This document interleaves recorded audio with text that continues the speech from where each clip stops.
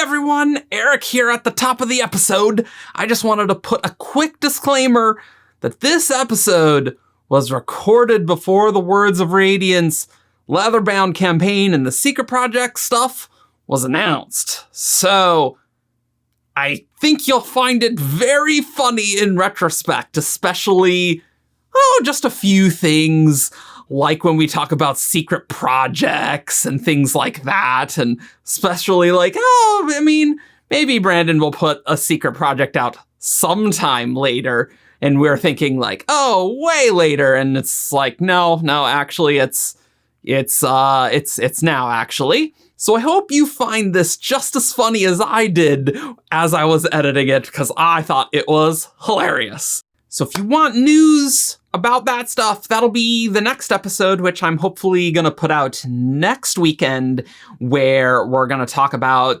whatever the new reading is. And so that should be extremely exciting. And one last thing, just quick note, we will not be spoilering the title for a year like the other secret projects. So if you really liked that, I'm sorry, we're not doing that on here, on 17shard.com or the Coppermind. It was pretty unsustainable for us to actually, keep a thing secret like that for over a year. And these aren't going to ship until 2025 anyway, so we will not be doing that. So my apologies, just wanted to let you know in advance. Enjoy the episode! Welcome to Shardcast, the Brandon Sanderson podcast. We're a bunch of mega fans giving you the news, discussion, and, of course, a whole lot of opinions about Brandon's works and the Cosmere. I'm Eric, and joining me is Ian. Hey, I'm your writer. And also joining us is Evgeni doing something. This is like a sniper scope. Isn't it more like a bow and arrow or something? Well, yeah, sure. But I've got my eye lined up. Makes sense. Okay. Hi, hello. Why? I am Argent, and here to drink from my cup that phases out of reality. Oh, yeah. Yeah, I should do that too. We're doing great. Everyone's just dying this episode. Oh, okay, this isn't phasing through too bad. It's phasing through a bit. Yours is bluer than mine. Yeah. Well, I think it's maybe my camera settings. Yeah, I mean, it has to be. This green screen is a very careful balance to get this to actually work here. Very careful. Yep. Also joining us, we have Ian. Hello, I'm Aon Ene. Hey, and also we have Kendra. I'm Little Wilson. Hello. Today we are going to talk about the Year of Sanderson. We're doing a retrospective episode where we're going to talk about all the stuff that happened 2 years later from the announcement. But before we do that, we do have a little bit of news. The Words of Radiance Leatherbound Kickstarter is now live by the time this episode airs. It is not live by the time this is recording. So if there's special stuff, we don't know about it. So unless they've pushed it back or something, it should be live. It should be dead in the middle.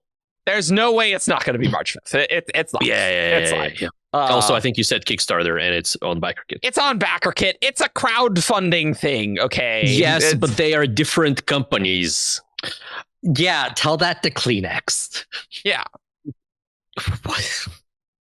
How many times? Sometimes things get genericized that are actually proper nouns. Like, how many times have people said, is like, oh, yeah, like, it's a Kickstarter, but like it's on Indiegogo. Like I feel like that kind of happens a lot. So they should not do that because those are competitors. Well, it sounds like you're employed by one of these companies and you feel very strongly about this. I don't think normal people emotions about corporations. Okay, cool. Yeah, that's all there is about the Words of Radiance. It's so weird to not call it a Kickstarter. I'm sorry. I'm gonna say that. I'm gonna say a that. Little bit. It's a crowdfunding campaign. No, that is not the Kickstarter sound is more fun to say. The Words of Radiance crowdfunding campaign. Do you think that rolls off the tongue? No, it doesn't. Call it a BackerKit. No, Pooh. Okay, I have no issue with them going with backer kit. In fact, the backer kit stuff's great. I do think it's probably better than the Kickstarter stuff. The Words of Radiance leatherbound backer kit. It's not a verb. It's not a verb. I'm sorry, backer kit. It's not a verb. Neither is a Kickstarter. No, it's a verb now.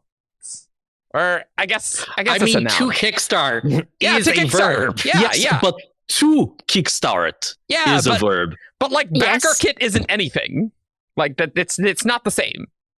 All right. Back the kit. Neither was Google when it was, a thing, and now you have two Google and a Google. Kickstarter's been around too long. It's entrenched. Backer kit's not going to be able to break free of just people just calling them. Yeah, it's a Kickstarter.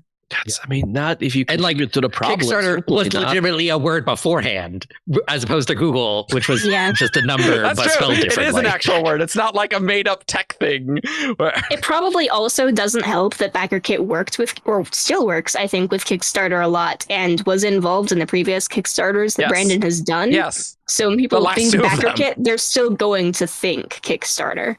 I'm glad this news section was more spicy that we could disappoint Evgeni.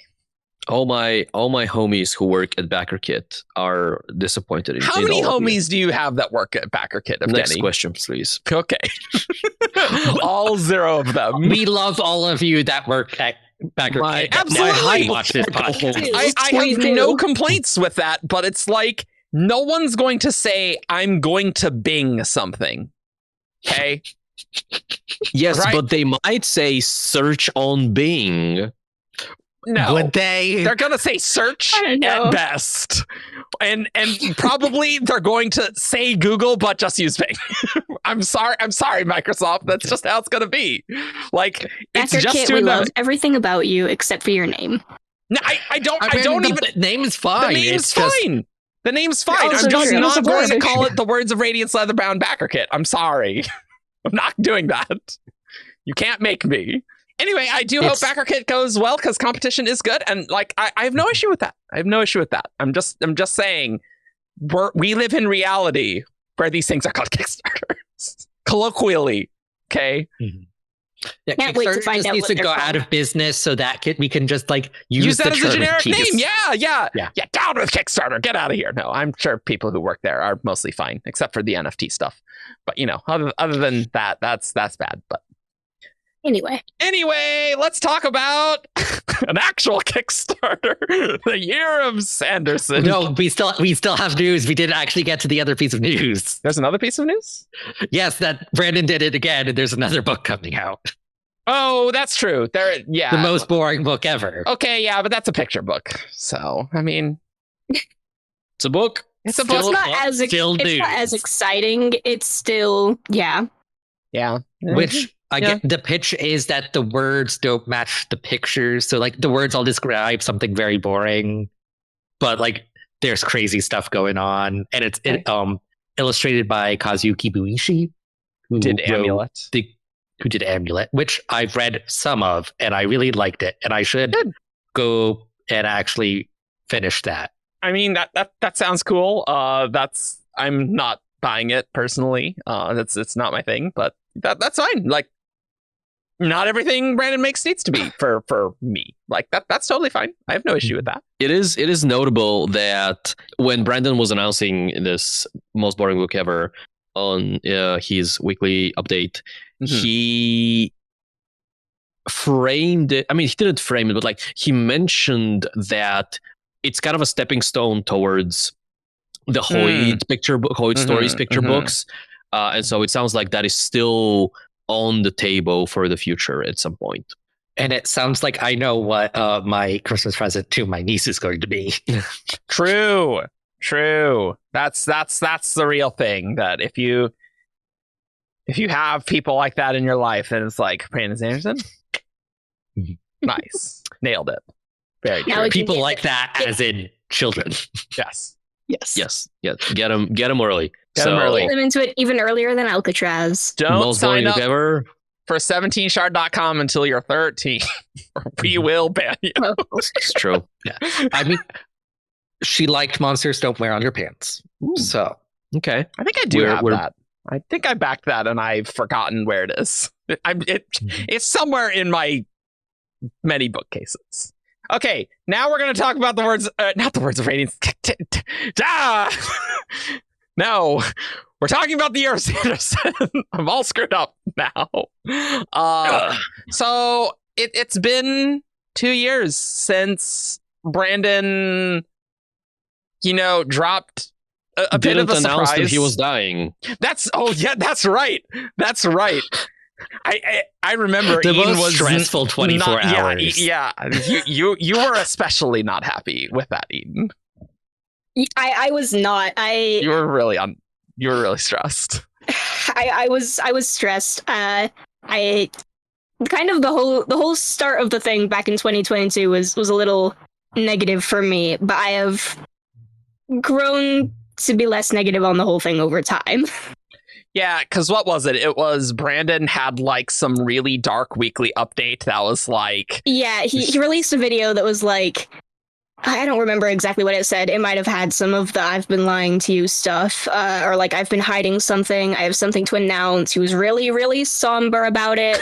It was basically like, there's going to be another video tomorrow. I have something to say. And he just looked super depressed. Yeah, he looked unhappy. Some people thought he looked sick. I think the video itself was like a little darker than his normal videos, like just in light.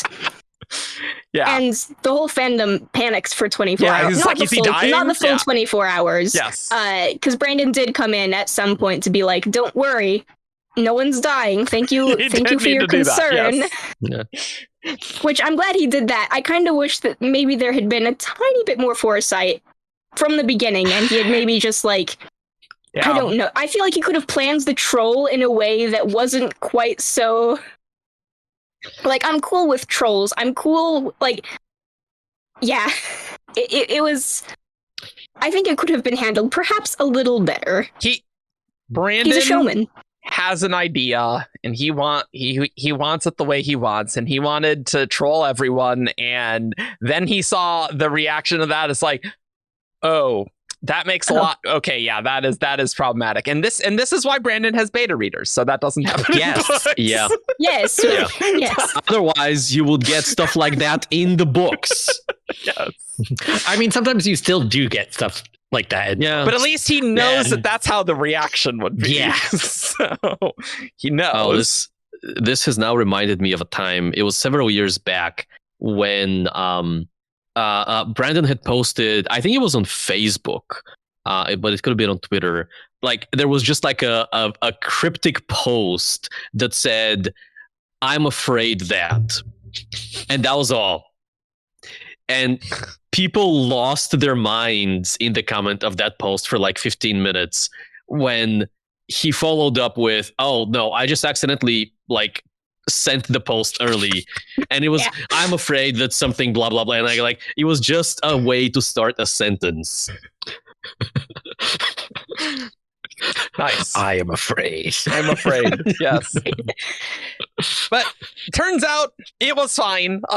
He was not dying. He just secretly wrote 5 books. The super awesome danger. The graphic novel thing did not come out, but we got 4 books from the Year of Sanderson Kickstarter. God, I'm so screwed up, Evgeni. Every time. Just call everything a Kickstarter, Eric. I know. I'm just Live your dream. And then they did the 12 subscription boxes, 4 of those books, and Oh, and we also had Defiant. That was another book that came out. That's true. That was good. That's true. So I guess my opening question for you all is: how tired are you after all that? All of it. Yeah, like the Kickstarter itself was like a very fun time overall. Like, it was stressful for the staff in the beginning for a wide variety of reasons that we're not going to get into. But like, it was fun to like delve into each of the secret projects, like each of the weeks of the Kickstarter, like with the reading, and then like there were live streams every week, which was fun. That was a lot of fun. And like the many sample chapters, it's like, oh, hi. And then we're freaking out because it's like, oh, this is content and we got to like make it soon, which is not what I expected. Yeah. We don't like making content soon. We like when a new book is coming out, we like to have a buffer that we have prepared.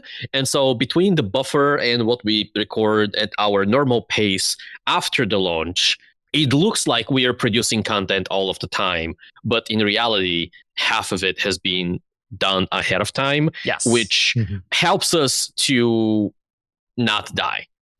Yes, yes, and there are people like so. The problem with us, right, is that our content is 3 hours long. Yes, correct.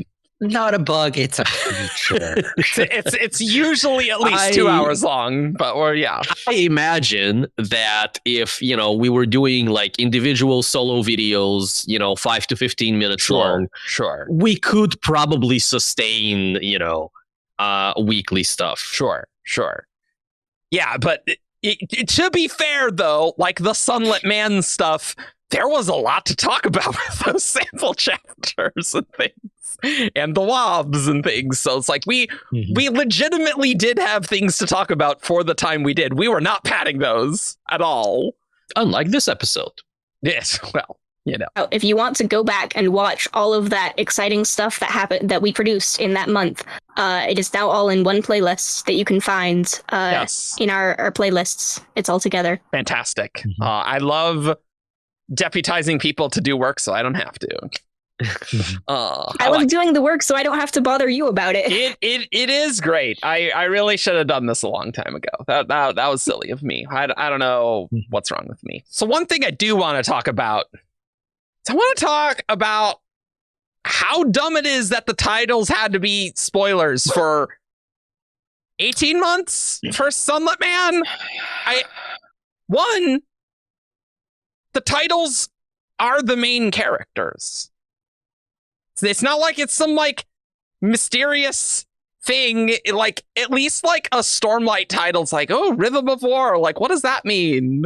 It's just like it's Tress of the Emerald Sea, which like, okay, there's like an Emerald Sea. Okay, like what does that mean? Like there's a bit of that. But I wouldn't say these titles are spoilers at all for anything. I'm sorry. And it's just very annoying, maybe from a moderation end, that we had to like enforce spoilers because people didn't want to know the titles. And I don't like that. And it should not be 18 months of having to do that, which... Yeah, it's like... It's an interesting idea, like for max 3 months. Yes, exactly. Yeah. Oh my God. And then it should never happen again. Yeah. After that point, definitely it's like, no, like you like, okay. You're just forced to know the title of the books. Like, nah. I don't think titles are spoilers. They're not. They're not. I mean, like, it's like the cover of the book, in my opinion. Yeah. It's something, if you pick up the book and you have that information available to you, then I think that like is usually it depends. I mean, they were never like meant to be spoilers. The idea was, oh, what if you got a Brandon Sanderson book in your mail and you didn't know anything about that book? Yeah, I mean, that's great if we didn't live on the internet and talk with people on the internet where they talk about books and things. So it's like, if you back the Year of Sanderson Kickstarter and you just disconnect from the fandom, that'd be great. I think that makes sense. But if you're interacting with any content that is Brandon Sanderson related at all, which was actually very funny when they sent out emails that had the titles of the books when all the books hadn't shipped. I like that. That's good. Even they know that was a bad idea. No, I'm sure that wasn't intended, but no, it's logistically complicated to do, and we should never do that again. We shouldn't do it. Yes. Terrible idea. Just like if you want to keep it secret, just don't do preview chapters. Don't do you could just not announce the names of the book. Yeah, totally. But then he wouldn't get as much hype. So that's the balance. So yeah, I think it's hard for me to fathom how a title would be more spoilery than Brandon saying that Sunlit Man is Stormlight adjacent. It makes me upset. Yeah. Like that makes me he did really that annoyed. too. It was like, you should not, like, really, man. Like Brandon is bad about knowing what's a spoiler. Yes. Like him going like Vivenna's an Oathbringer. Yes. I'm like, dude, yes. don't say that before the book is out. Yeah. Brandon finished the book and he's like, I want to talk about it, guys. Like that's what he just wants to do after the books. It's things like that like Brandon thinks it's not a spoiler, but wants other things to be a spoiler, and it doesn't really make any sense. And yeah, it's annoying. Brandon wants the wrong things to be spoilers. Like I can kind of get it with Sunlit Man. Like, maybe you should read some Stormlight beforehand. Maybe. Like I guess that's what he's going for. Kind of. Sure. Yeah. Fine. I think that he should just not have like spoilers or not. He just shouldn't have done it for so long, especially. Yes. I think like yes, and announcing the whole thing a year before. I mean, Yes. it gives people time to prepare, I guess, but it was a lot. Like keeping secrets for that long is like horrible. Let's never do that again. Anyway, I just wanted to complain about that. That was really annoying to enforce for a community. It was not fun. Yeah. Dislike. Yeah. It's the kind of thing where you either have to make some really awkward adjustments to like communication policies and, forum names, channel names, Flair names, subreddit names, things like that. Or you have to just say, hey, if you are one of the people who doesn't want to know the titles of these things, just get out of here. Yeah. And that sucks for everyone. Yeah, it's like you can kind of tell like Brandon like came up with that idea as a person who did not have to maintain communities. Yes, exactly. It's like he's on his ivory tower just writing books. It's like, oh, this is a good idea. We're just not going to talk. We're not going to say the names. I'm like, Brandon, but like, it's kind of fun. It's kind of fun. Realize all the implications. Yes, exactly. No. Exactly. So that was obnoxious. And then there was like, and then the thing is that then people feel like it sets a precedent and they're entitled to it, which is fair. Like if you say that you'll be able to go this while without getting spoiled, that's fair. Yeah, sure. That people would expect that. Sure. But then like Brandon announced like in, I don't know, 2022, the con, that like Amazon was going to be putting the names up, so it wouldn't really be spoilers anymore. And so like some communities then went, okay, the titles are now like ours. We can just go with them. Other communities went, no, we're going to try to stick to the spoiler policy. And people were like split, and people were like, I'm upset that this is now out in the world and that you guys are changing for this, even though Amazon did it. And it was like they never should have set the expectation in the first place. This wasn't feasible for this amount of time and this many books. Maybe you need store listings for things like that was going to be the case. Here. Like, that was always going to happen. Like publishing just has a long lead time. So like I can understand why they did the Kickstarter like 9 months before Tress was supposed to come out. Well, the digital one did. Right, but the physical one took longer, as we'll talk about. But like, you just can't do it.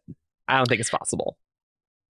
Bad idea. I do wish that with the growth of the company, there was more, I don't want to say consideration, but more outreach and more deliberate planning for how Brandon's ideas and plans, like what kind of impact they're going to have on the community. Yes, very much agreed. That is something I think there have been several cases where it would have been useful for them to, because it's fair if they don't have any employees who are kind of watching these things for them to not know.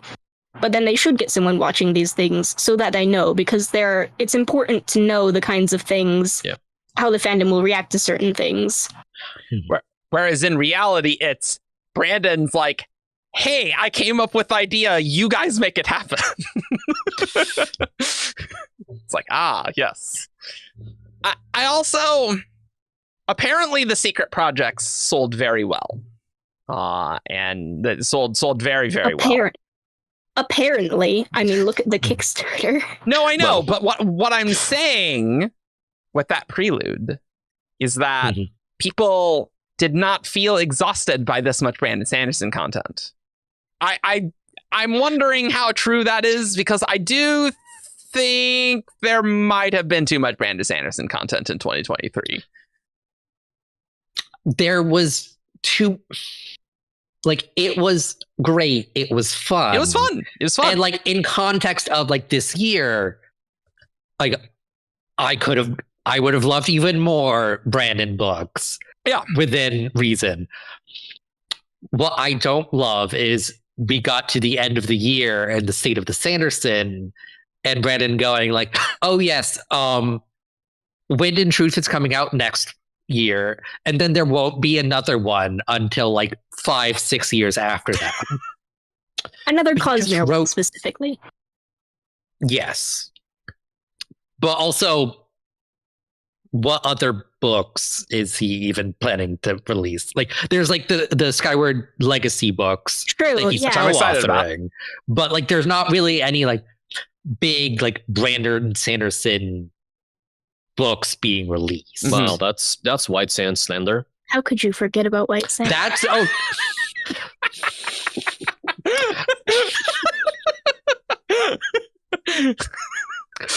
that one brain cell would technically be a re-release of a book we've already read like 5 times. So like does not count in any way, shape, or form. Maybe there's new lore. Maybe Omnibus isn't canonical. We don't need to get there will be new lore. Yeah, of course. It's like his recent comment of like, oh, maybe I'll just have to rewrite like it from scratch, and like Brandon, don't do that. But real talk, he does though, because he wrote the original ages ago, and he could write it way better. Why even do it? Drop it. Like, he should not do anything more with that story. He should move on. But setting all that aside, not really anything coming out. Yeah, for the like next 5 years. I'm like, Brandon, you just wrote 4 books. Could have just released one a year. That'll get you through that drought, and no one would complain. Yeah. Brandon's early kind of, I mean, obviously, you know, he is like a fast writer because he's a consistent writer. Yep. Mm-hmm. But his early fame of, he just writes books all of the time, and they come out all of the time, and we have like 2 to 3 books per year regularly. That comes because of a buffer that he had built over the years. Yes. Mm-hmm. And so he could, you know, write a brand new book and revise an old book, and both of them would be ready for release. And that went on for like nearly a decade, and did wonders to solidify his fame as a man who runs like he's running out of time, or he writes like he's running out of time. This was his opportunity to do that again. And he chose to, you know, credit where credit's due, all things fair. This has been an explosive Kickstarter. Like, and I think that's why, right? In the same year, yeah, it has other benefits. It's not that he's just doing it for fun. Yeah. There's like industry reasons why, and like he wanted to shake things up, and yeah, you can't deny he did, right? Like, he definitely did do that. So he went with the explosive, not safe option, right? Yeah. Because he was saying that Hollywood very much took notice after the Kickstarter. Very much. Unfortunately, then the economy did less good or the entertainment economy, how shall we say. So, and then strikes. Yeah. So, and the strikes. Well, you know, companies are just blaming the strikes for things they already wanted to do, I feel like, with the economy. Like, he also wanted to, you know, see if he could go without Amazon, right? Like, that was a big part of it, too, because he was saying how Amazon has such a big stranglehold. And so This way, if Amazon does, destroy everything and decide, no, we're not carrying Brandon books, he can still sell books. And like that is cool, right? And so this is a nice proof of concept for that. He did also like stick it to Audible because Audible has too much control over the market. Well, because they're Amazon. Because they're Amazon. And so he went with different audiobook things. Hey, want to hear a fun story about that? Yeah, tell me. Spotify now wants, because Spotify is the provider for audiobooks.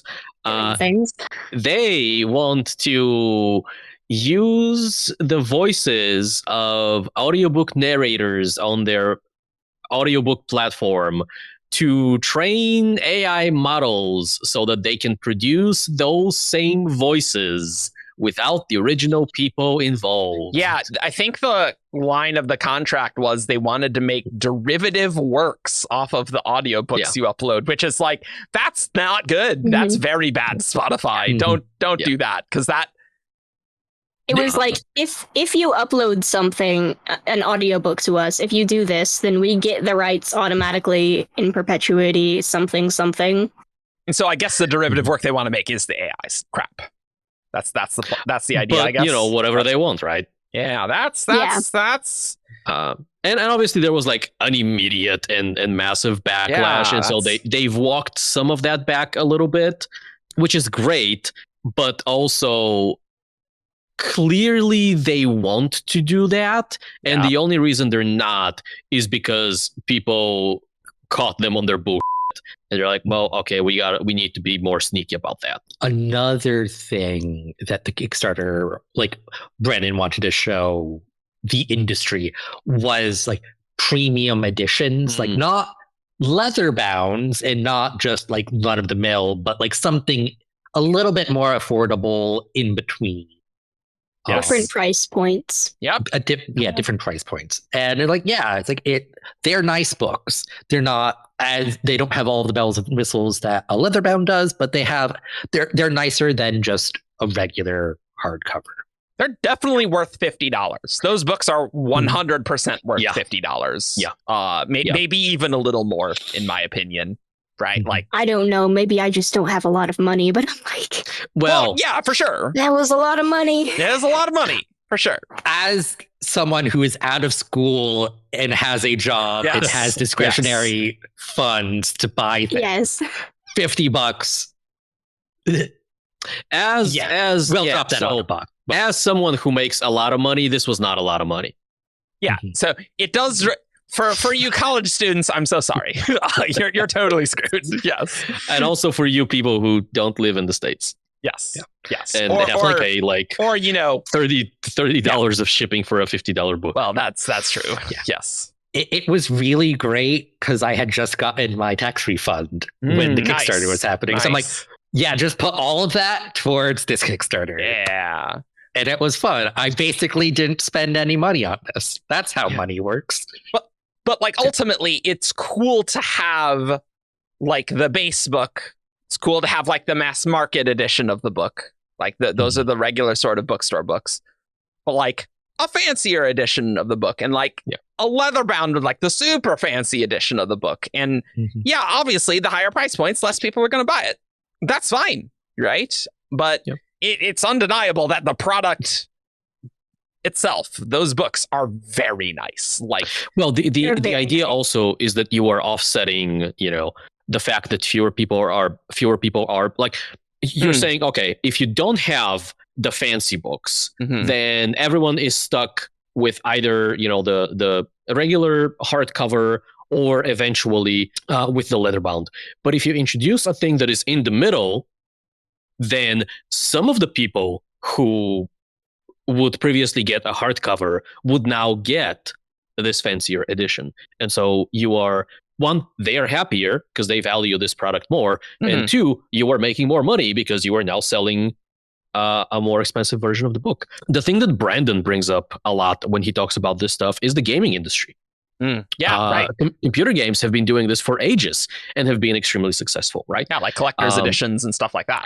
Yep. You have the base game, and you usually have between 1 and 3 kind of collector's edition or premium editions or something like that come with a little bit of extra stuff.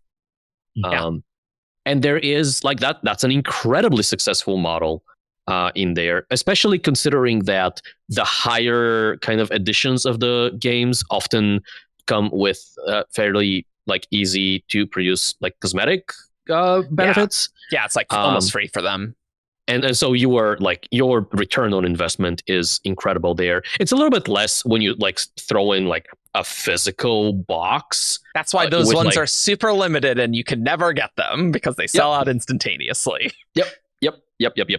I agree with Brandon. There's a lot of opportunity for the book industry to take a note of that. And you can have, the mass market paperback, the regular softcover / paperback, the hardcover, and then 1 or 2 premium editions. I think there is room to have like just a premium edition and then a premium edition plus a bundle.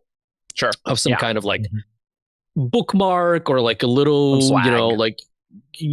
some like small $20-$30 worth of merch. And then on the top end, you have the leatherbounds. Another thing that happened is like bundling like the physical, the ebook, and the audiobook all together. One-stop shop. Well, some people did get the tier without the audiobook, so that was optional. But that was still a good idea because a lot of us have just we get the physical book and then it's all like, oh, but now I don't have the ebook, so I can't read it on like my phone or on a tablet or whatever. Obnoxious. Yeah, I want to have it when I buy a thing. I want to kind of have it everywhere. So like being able to buy an edition that has all of that is really nice. Like honestly, real talk. I think $50 for a bundle that has all that, and like the book doesn't even need to be that. The physical book doesn't even need to be that good. Like a bundle like that is actually value there. Like that's good, I think. Definitely, especially because like a lot of audiobooks are like $30 anyway, right? If you don't use an Audible credit, so like $50 for that and anything physical and the ebook is like, okay, that's pretty good if you're into audiobooks. The fact that you could have like a nice premium edition as well is like, I mean, that's pretty good. Pretty good. I just thought of another thing I want to complain about. Sure. About all 4 books being released in 1 year. Yeah. Which is the audiobooks. Yes. Yeah. We could have had David Tennant and Henry Cavill. That's true. Oh, that's true. Because if it wasn't all the Brandon same just year, had to release them immediately. Yes. True. And it's like Michael Kramer and Kate Redding are very talented readers. I don't have the emotional connection with them. These are kind of the first books I listened to with them as readers. It just would have been really great to have. I feel like David Tennant and Henry Cavill would have been so amazing. That would have been so good. Yeah, like hopefully they can get him for other things. That is, I do think it's very cool that Brandon's in the tier where he can, just talk to them and talk to the people, and that he got to talk with Henry Cavill. And Henry's just like, give him a call. I'm just too busy. I'd love to, but I'm busy. Which fair. He is a very busy man. That makes sense. Everyone wants a piece of Henry Cavill. Everyone wants a piece of Henry Cavill. Yeah. But given enough time, you could find time. Find time. That is true.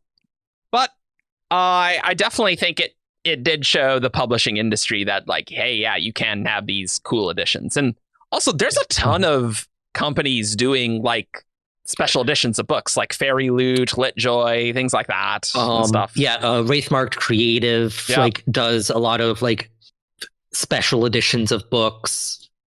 So like, but it's all like smaller companies, like indie creators, like not the big 5. Are they the big 4 now? The big smaller number than it should be. Yes. The big monopolies. The big monopolies. Yeah, like, because that was Brandon's point.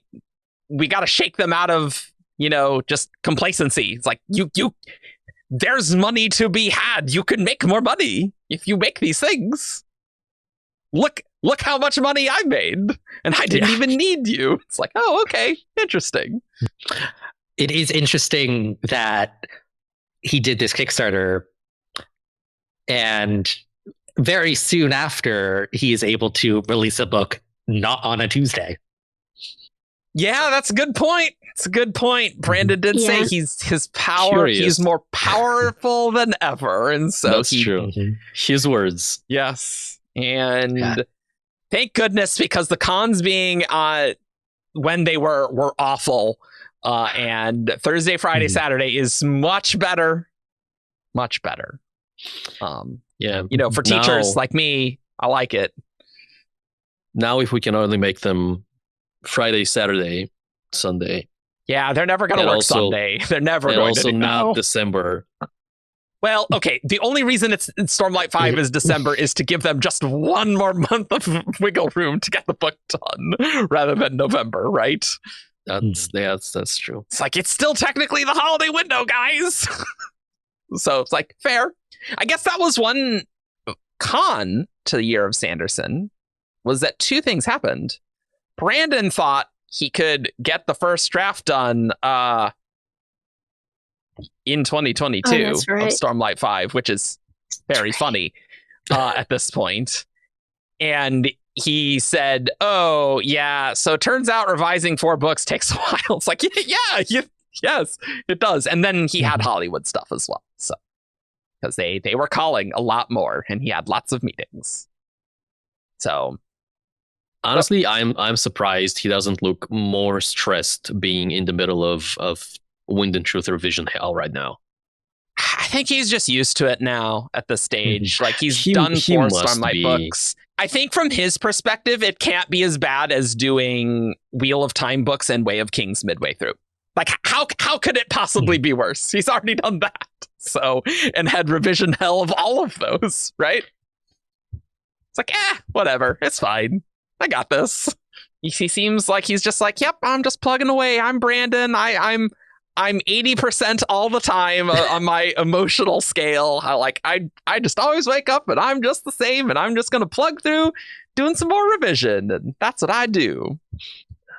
Good. That sound the tedium just kills me. Are you saying it's not fun to go through these giant Stormlight books 4 to 5 times? Does that not sound fun to you, to go through every single word and see what you want to change in these massive epics? Yeah, that does sound, these long books, I'm sure, are super fun for him to deal with.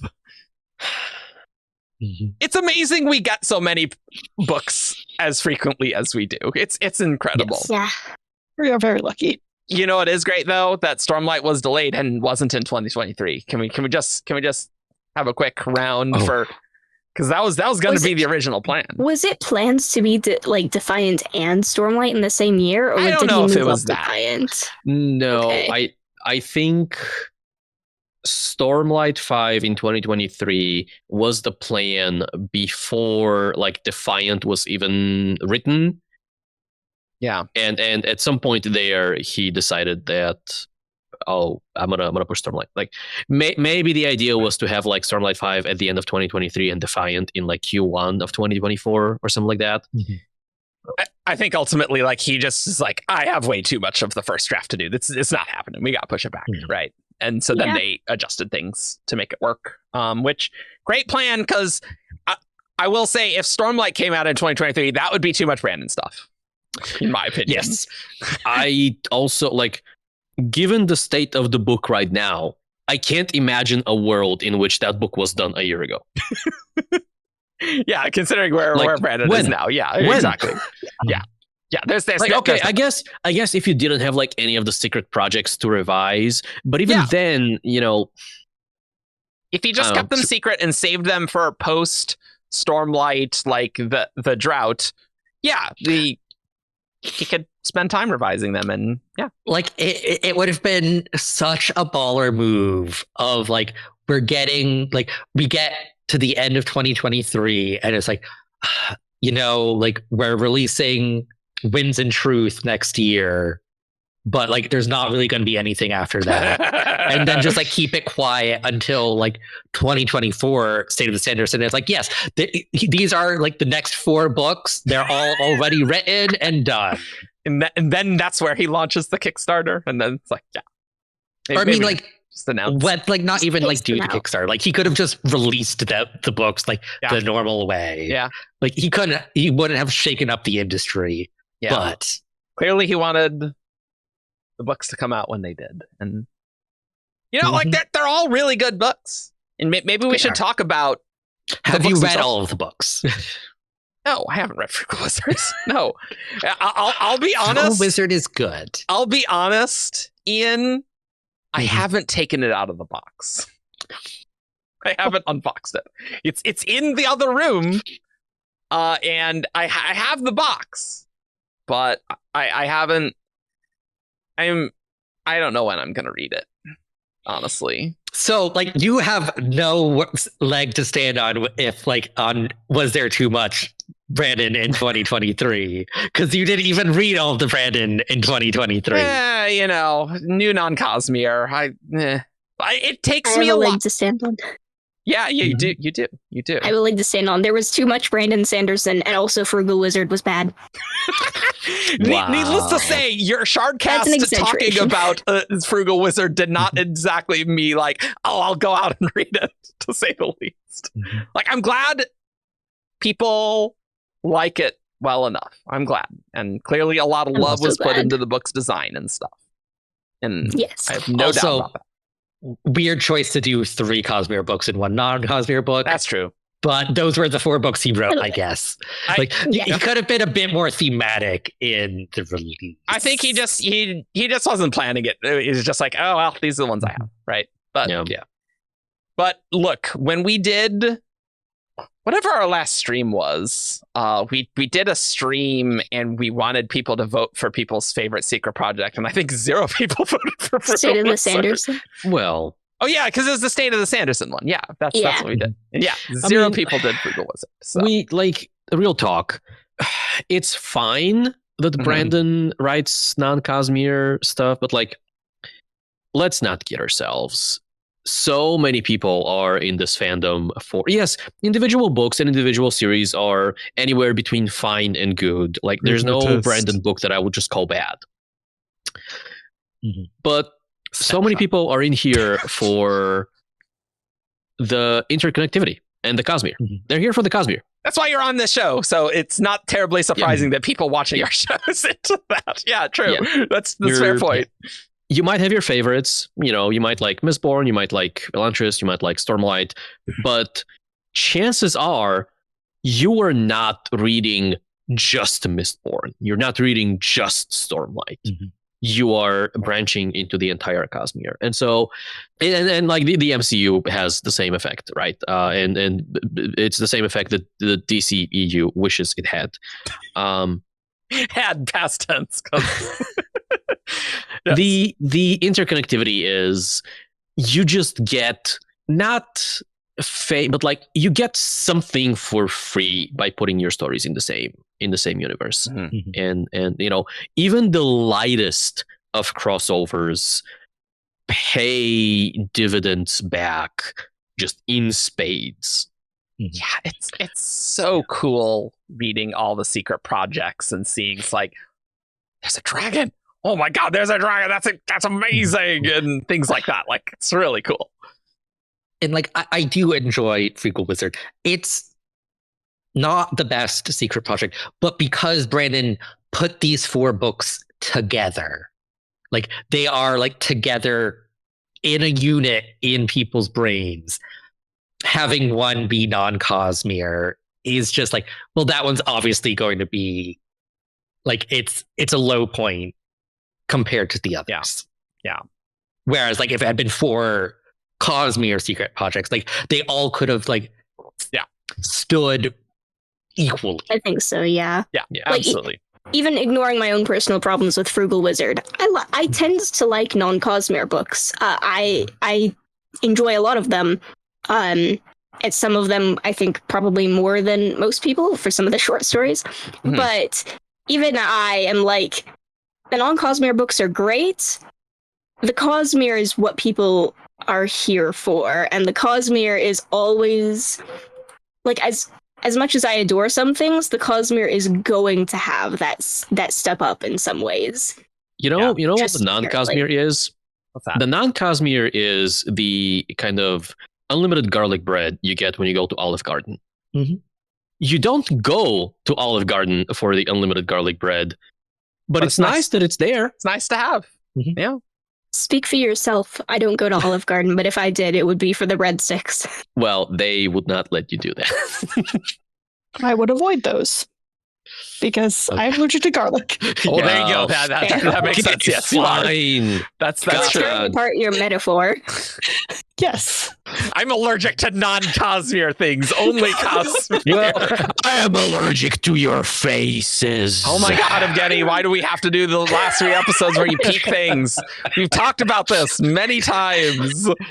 It's because I live on the Horny Eater's Peaks.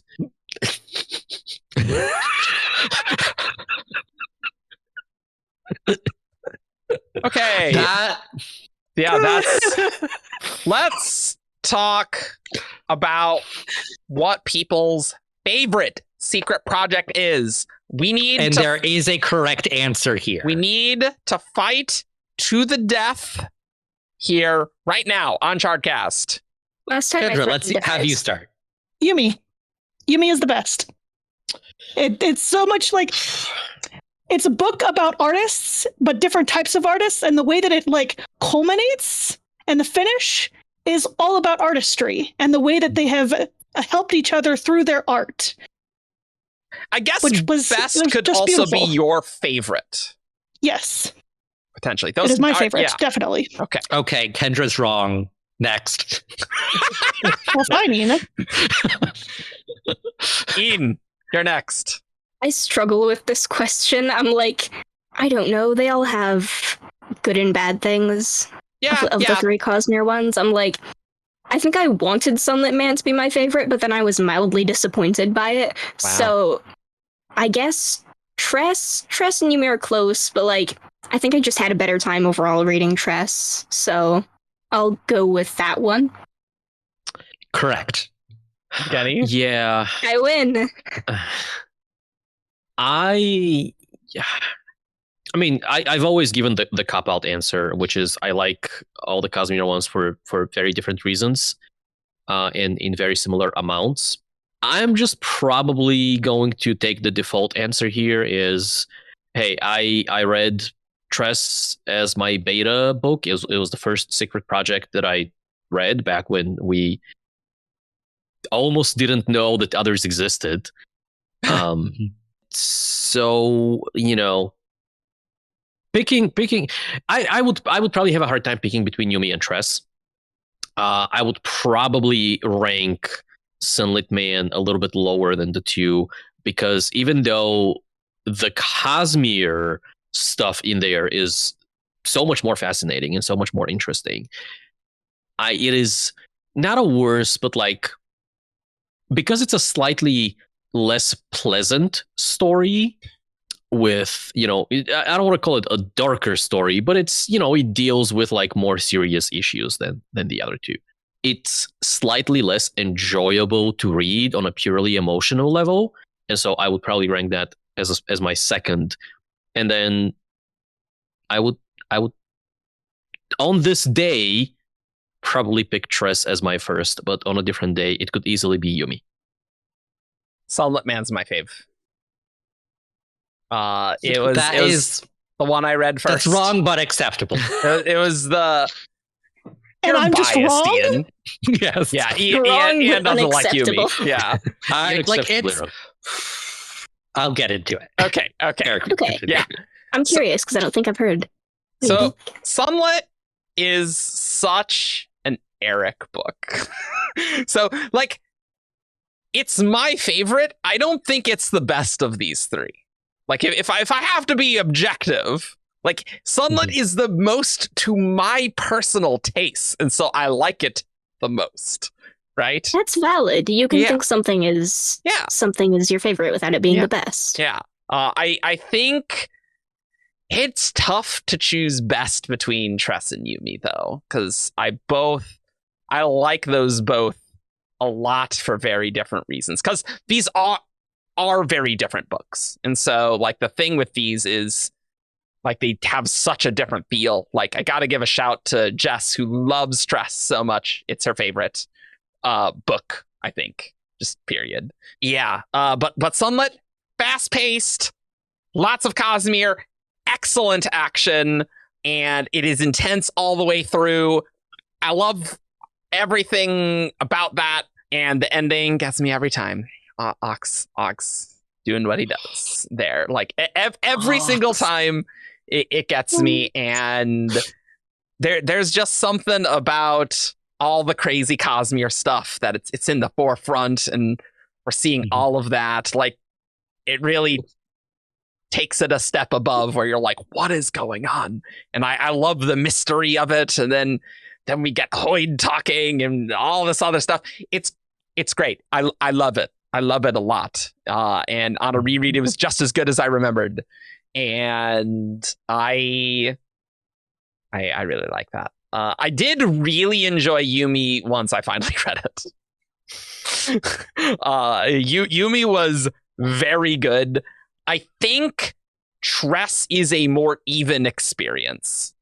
Yeah, I would agree with that. I think Yumi I really liked, but my issue with Yumi is I still think once we go into crazy horror where they're all spirits, I'm like, oh, that's an interesting direction this story goes. And I liked it. I thought it was very cool, but, like, it's very different from the earlier parts of the book. Like, what that book's trying to do is it did have that twist, and I think anyone who's like, that twist was a lot for me, totally fair.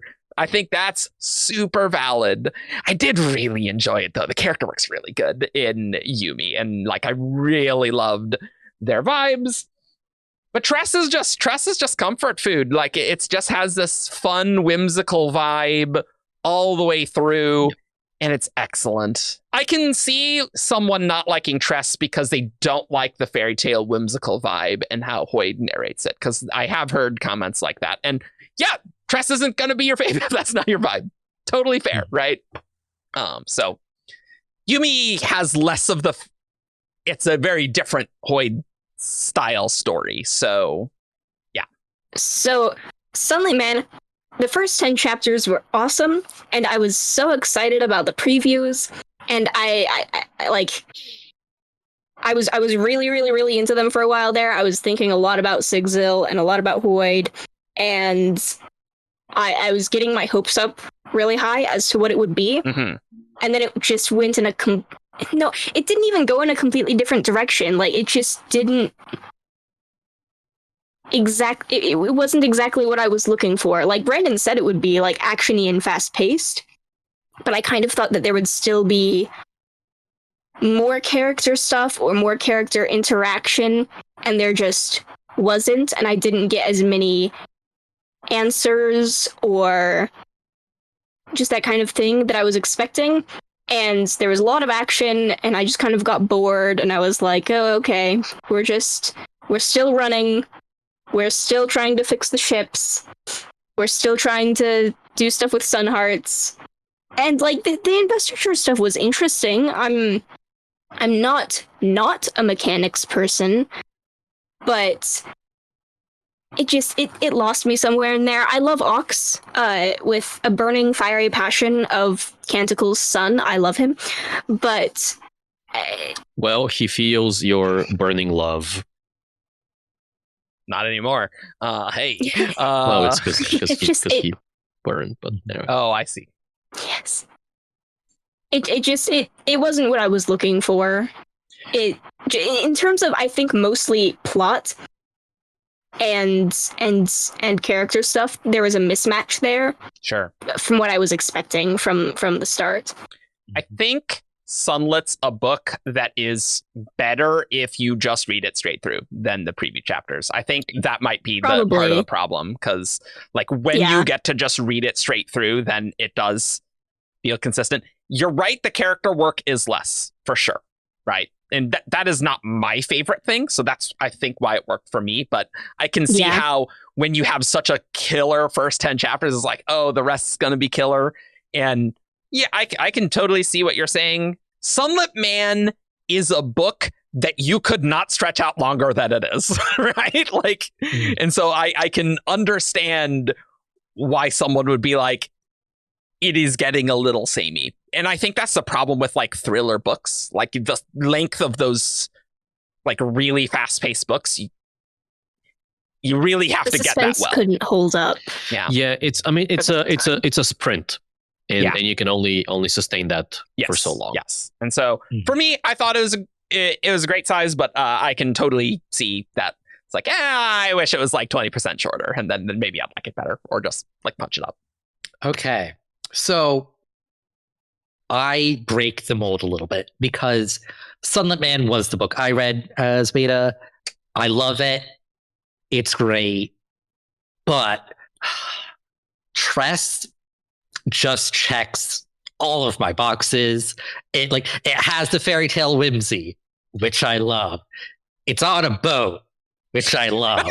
Like, you do. There's not enough good nautical fantasy. It's like, really, just write more of it. It's good. So Tress does get top billing. Like, it's just a perfect book. I love it. I really enjoy Frugal Wizard. It's just a fun romp for me. Yumi, I understand why people like it. It is a very well-written book. It discusses a lot of interesting things. I empathize with Painter way too much in the exact wrong ways, and it's like a very painful experience for me. That's fair. Yeah, that's actually super fair. Oh, you remind me of you don't want to high school, and like, sure, right. It's just like, nope. I am in this picture, and I do not like it.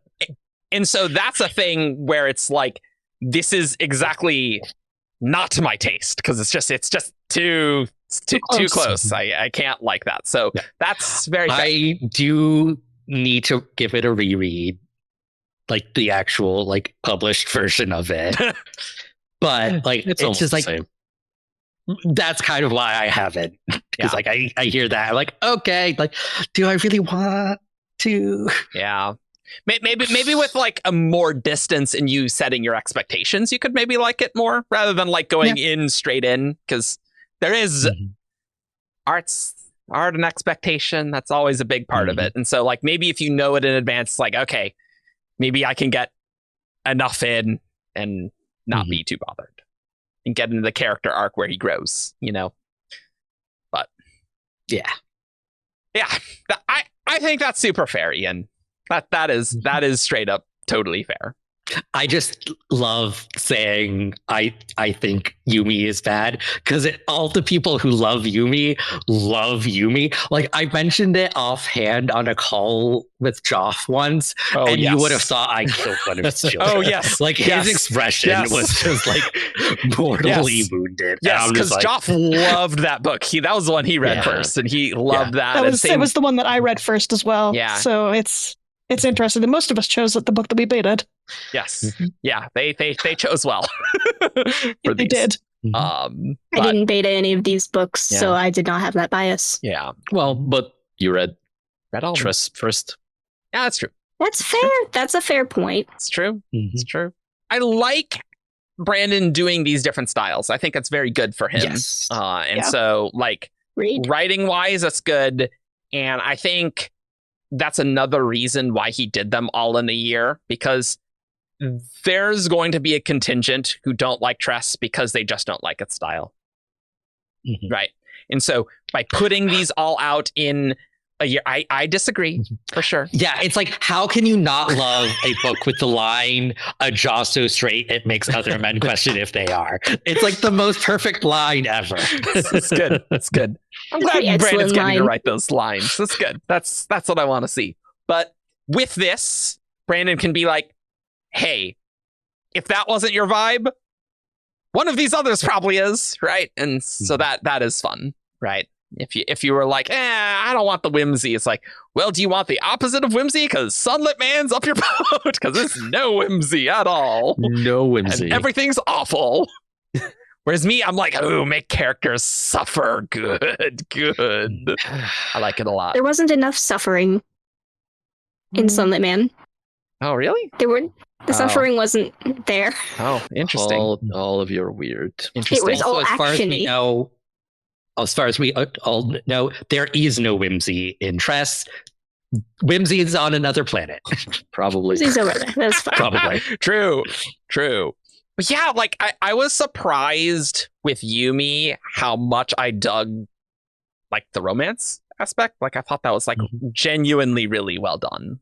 It was really nice having a more slow burn Brandon book, because I'm realizing more and more that Brandon skips that part usually in his books. Yeah. And so we don't get like a fun scene where it's like, oh yeah, we're talking and we go to a thing and we go to a date and we're developing character. Like that does not happen really in Brandon books. No time for that, because there's no plot. Yeah, and Brandon likes plot, and like I like plot. I really like plot a lot. And like I'm not typically just one for stories like Yumi, so I was very, very pleasantly surprised how much I enjoyed Yumi and how that all turned out. It's just, I just think it went off the rails and then turned into a Brandon Sanderson book, which like I'm really glad people really like that book, because I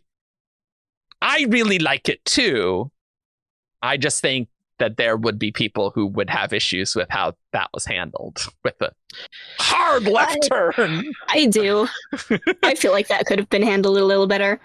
I don't even hate the ideas. It's just like, oh, okay. It's just like the hardest left turn so quickly. It's like, oh, interesting. Okay. Go from Boyd tries to make it better and he makes it worse. Goes from a Ferris wheel rides to everyone's dead, actually. Everyone's dead, actually. And has been for 2 millennia. Yeah. They've been dead the whole time. Yes. Anyway, overall, like, I love Brandon, again, trying with styles. Like, this is going to make the Dragonsteel books that Hoyd narrates really good, because he's really practiced with these. So I'm very excited. That's going to be awesome. And I'm hoping, like, we get more, like, one-off stories. Like, yes. What was it? Kingmaker is like nominally like, which was a reading he did at the Rhythm of War release stream. Yes. Which was it? Yep. Yeah. I'm pretty. Yeah. I thought that was at Cytonic. Kingmaker. No, it was either 2020 or 2021. No. That's for sure. I'm pretty sure. Yeah, 2021. I think it's 2021 actually. Stream. I thought it was the convention. I thought it was the convention too. It was the same with, because it was the same one with Six of the Dust too, right? Both of those were there. Yes. No. Yeah, it was Sixth Incarnation of Pandora was at the stream. There were 4 things at the stream. The Six of the Dusk sequel was the Rhythm of War release party. What? I could have sworn they were at the same place. No, I don't remember the Six of the Dusk same time. At the same time as Kingmaker. Yeah. What? It was definitely not the same time, and I do remember it being significantly earlier. Yeah, that makes sense. That's what Arcanum says. Awesome. So many readings from the Dromonad system that aren't going anywhere. Yes. But like, I love that reading. It and goes around really the sun. The first of the first. Hey, Ian. No. Hey, Ian, guess what? Yeah. I haven't listened to the Kingmaker reading. Like, it's like just like, fun. The concept is like, like solving a mystery, which like, hey, it's a murder mystery. I'm like, I love this. So Of the king. Okay. Of the king. Sure. All right. Let's talk about the other part of the Year of Sanderson Kickstarter, which was the rest of the boxes. So the books, book boxes, very good. What did you think about the subscription boxes overall? Overall, Yeah. I liked them. fine. Yeah. Overall, there is some very neat stuff and a lot of stuff that's going to sit in a box. Yep. That's for a very long time. I didn't get the. Did everyone else here get the subscription boxes? Okay, I didn't get them, and I'm kind of glad I didn't, because not only is it a lot of money to spend at one time, especially for someone who doesn't have an established career. Yes.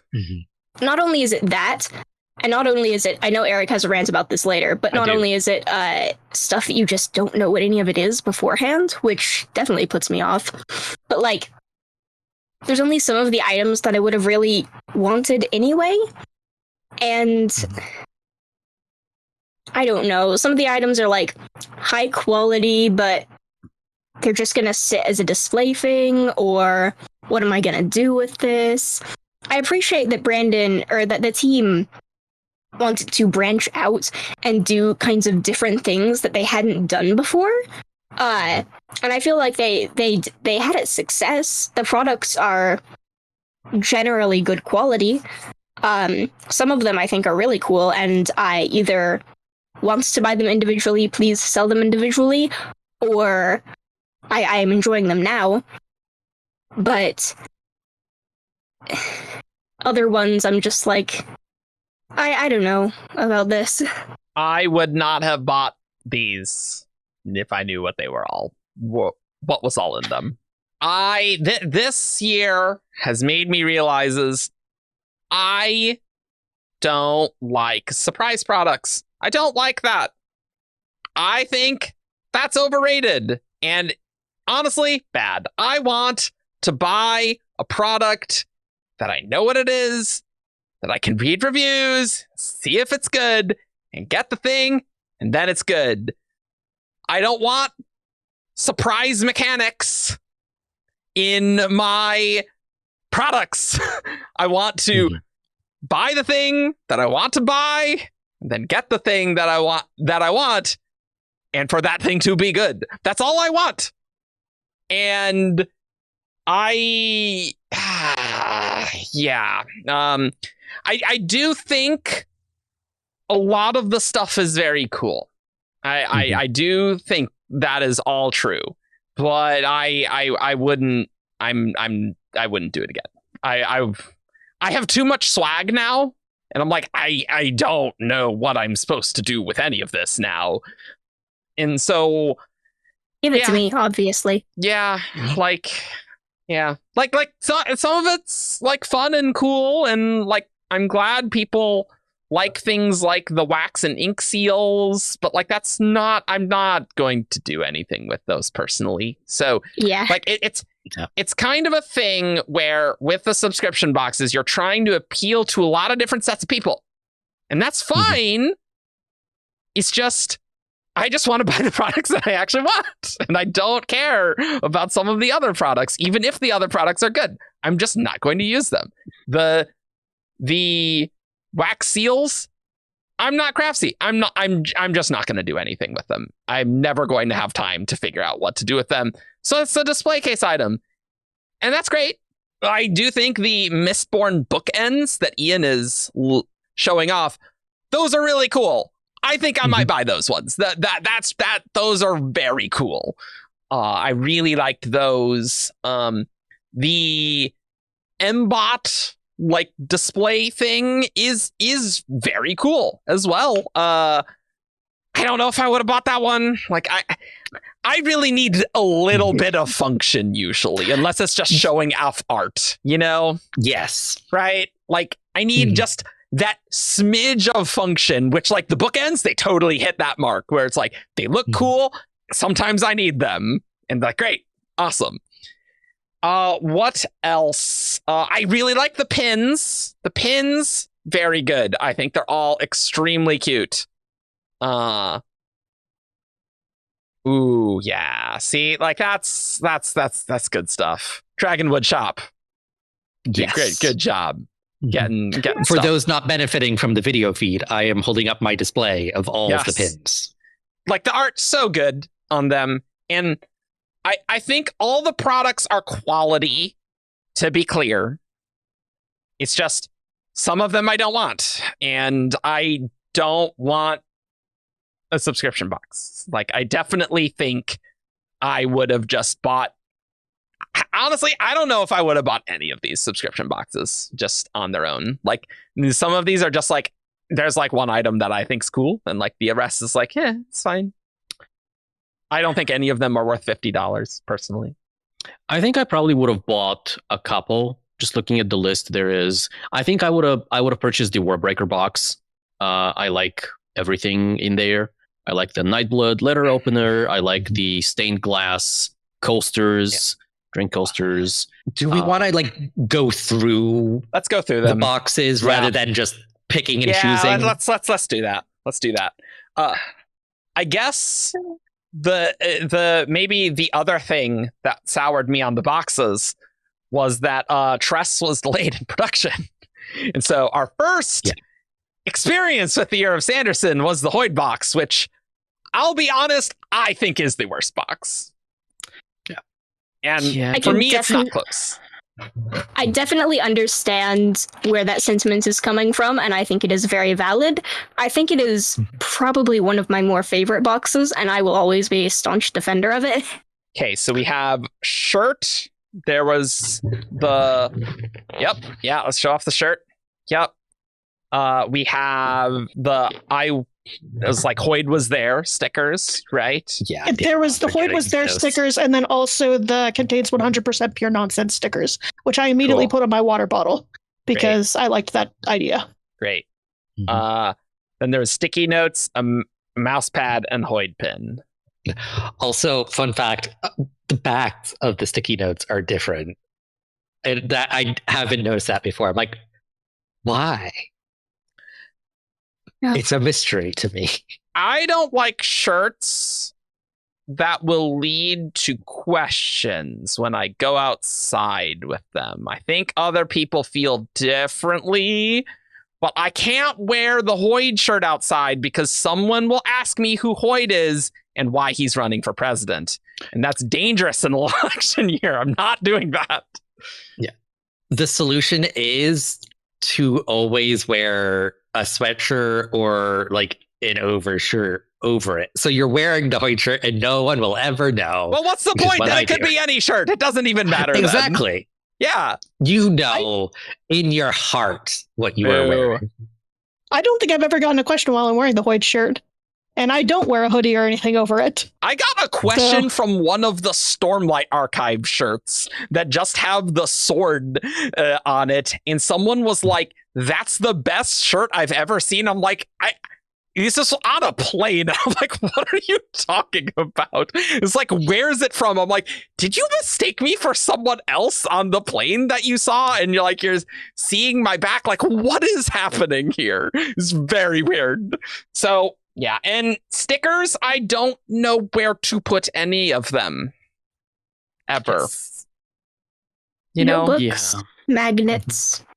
Magnets? Yeah. Water bottles. Put it on like very thin magnet material and cut it. Yeah, see, I'll be honest. I don't think I would ever put a sticker on my water bottle. Is that weird of me? I've never done that. I will never do that. That feels permanent is the problem. Yeah, exactly. Mm-hmm. Exactly. Like, I don't have a problem with tattoos. I just don't know what I would get. Stickers. Yeah, but then I take off stickers stickiness. Yeah, but if I never use it, then it's like, what am I even doing? This is why stickers are bad. But what if you want to use it in the future? Good. Then you put it in like notebooks or something.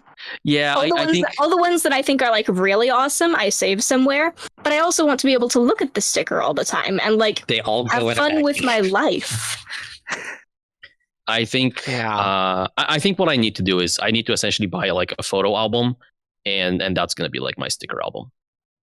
That's a good idea. Yeah. Sounds like a lot of work. I'm not going to do that. So it's a wax. This isn't Year of Sanderson. Yeah. A little Still waxy. cool. Also, yeah, then there was a mouse pad, which I don't need. I have my own mouse pads, and I'm very pleased with them. I don't use I did use it for a significant amount of time at my old apartment. Yeah. I am using it right now because I did not have a mouse pad before then. Yeah. Same. Yeah.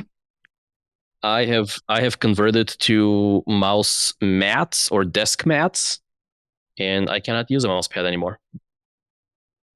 Yeah, I think if you don't like the shirt or mouse pad, then this box is not for you, for sure. And I am like, I'm good, actually. Yeah. Cytoverse box, I thought was significantly better. The Cytoverse box had the M-bot. Just great. loved the Slug Go Fish deck. And I don't know what I would use the slug molds for, but that I've used them to make slug ice.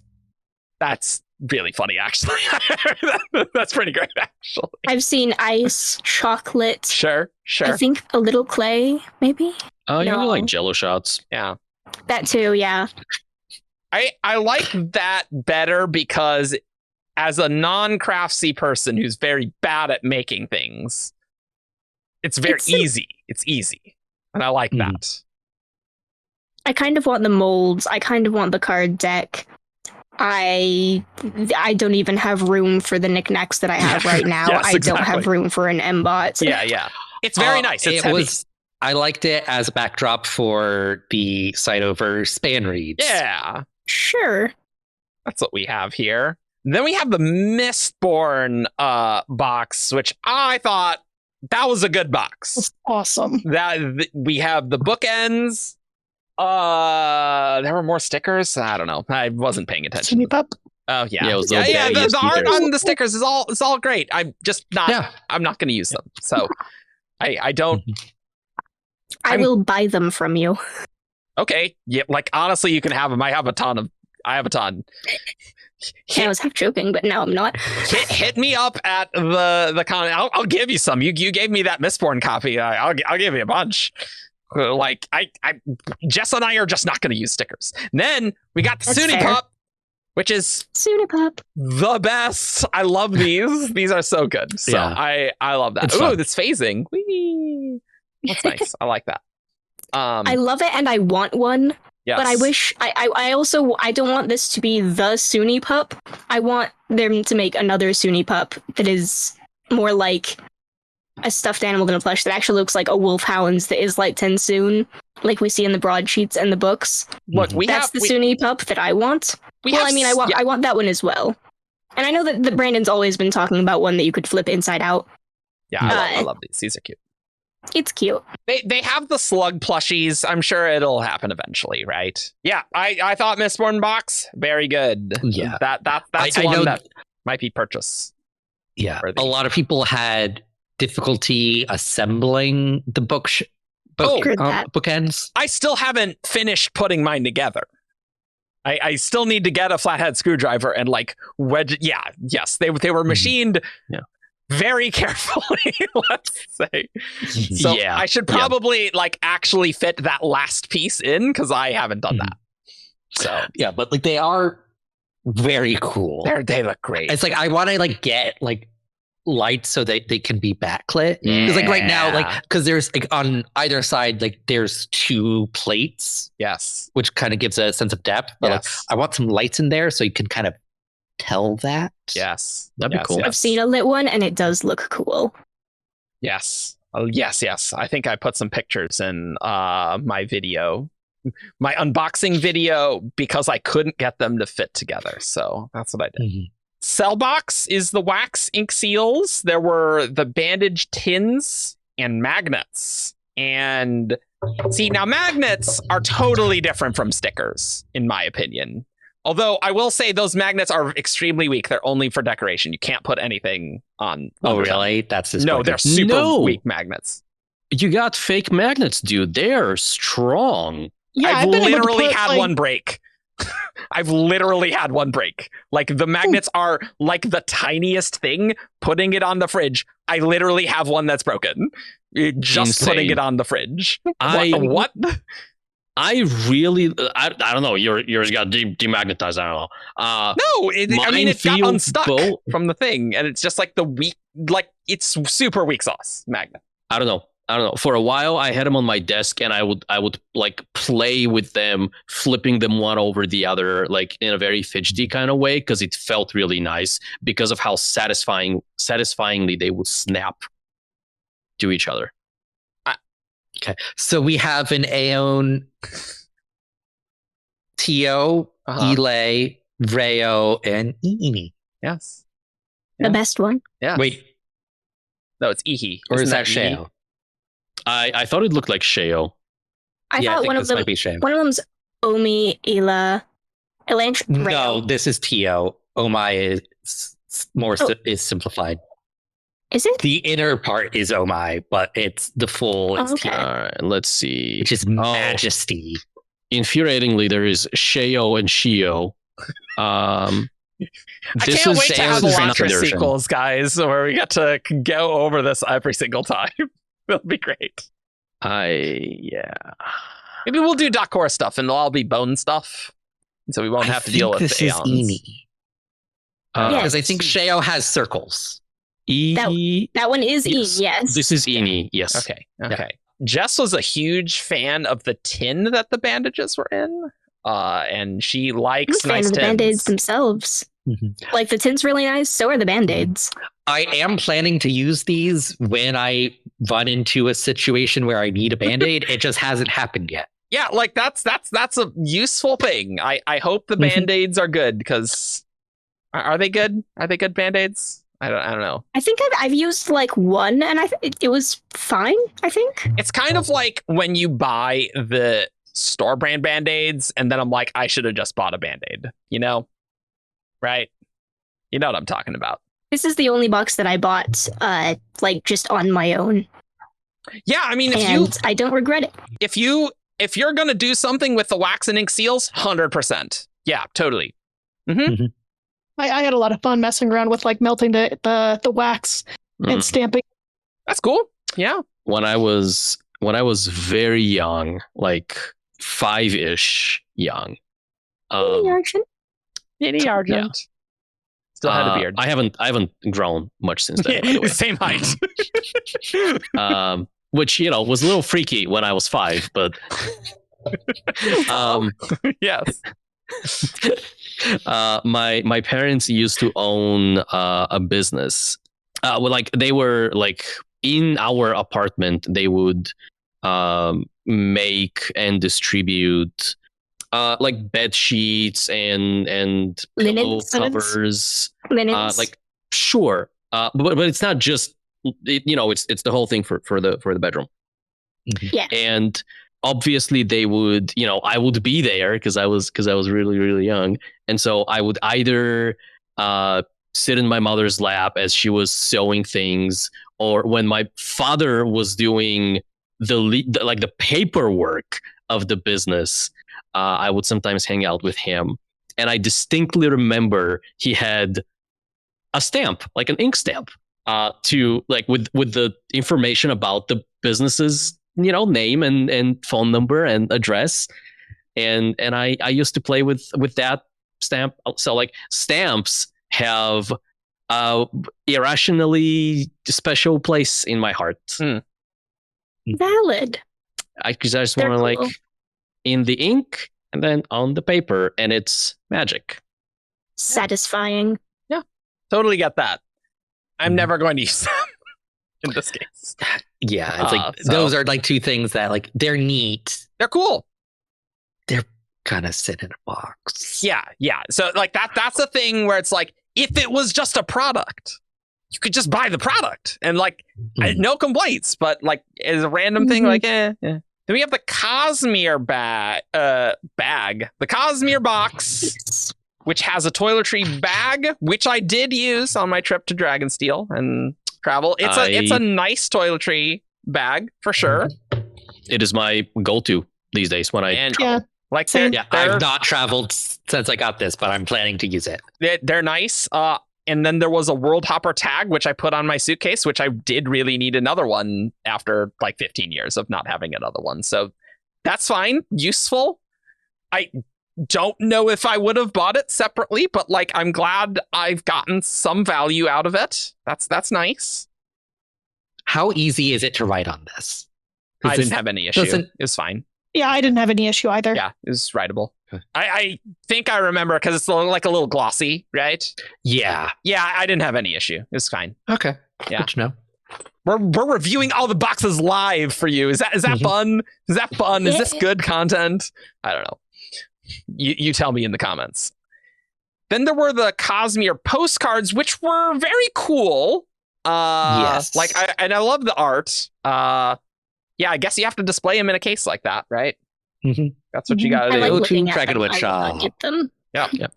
So that's one where it's like, yeah, definitely some hits. That's fine. It's cool. Yeah, it's like, I like it. Getting into like the topic of functionality, the bag very functional. Yes. The postcards, like no one's going to be using these as actual postcards. Yeah, of course not. I'm pretty sure they have the stuff on the back to like really? actually be used. I think so. I don't remember. No, I think they do. Okay. I think you're right. Cool. I know the regular like holiday postcards you can buy from the Dragonsteel shop do have, but you buy those in like packets of like 20 or 30 or something like that. Like they are meant to be used as holiday cards. Yeah. And like getting them, like they are very pretty.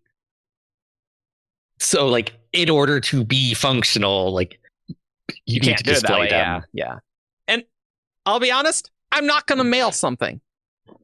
Mm-hmm. I'm just not going to do that unless I have to.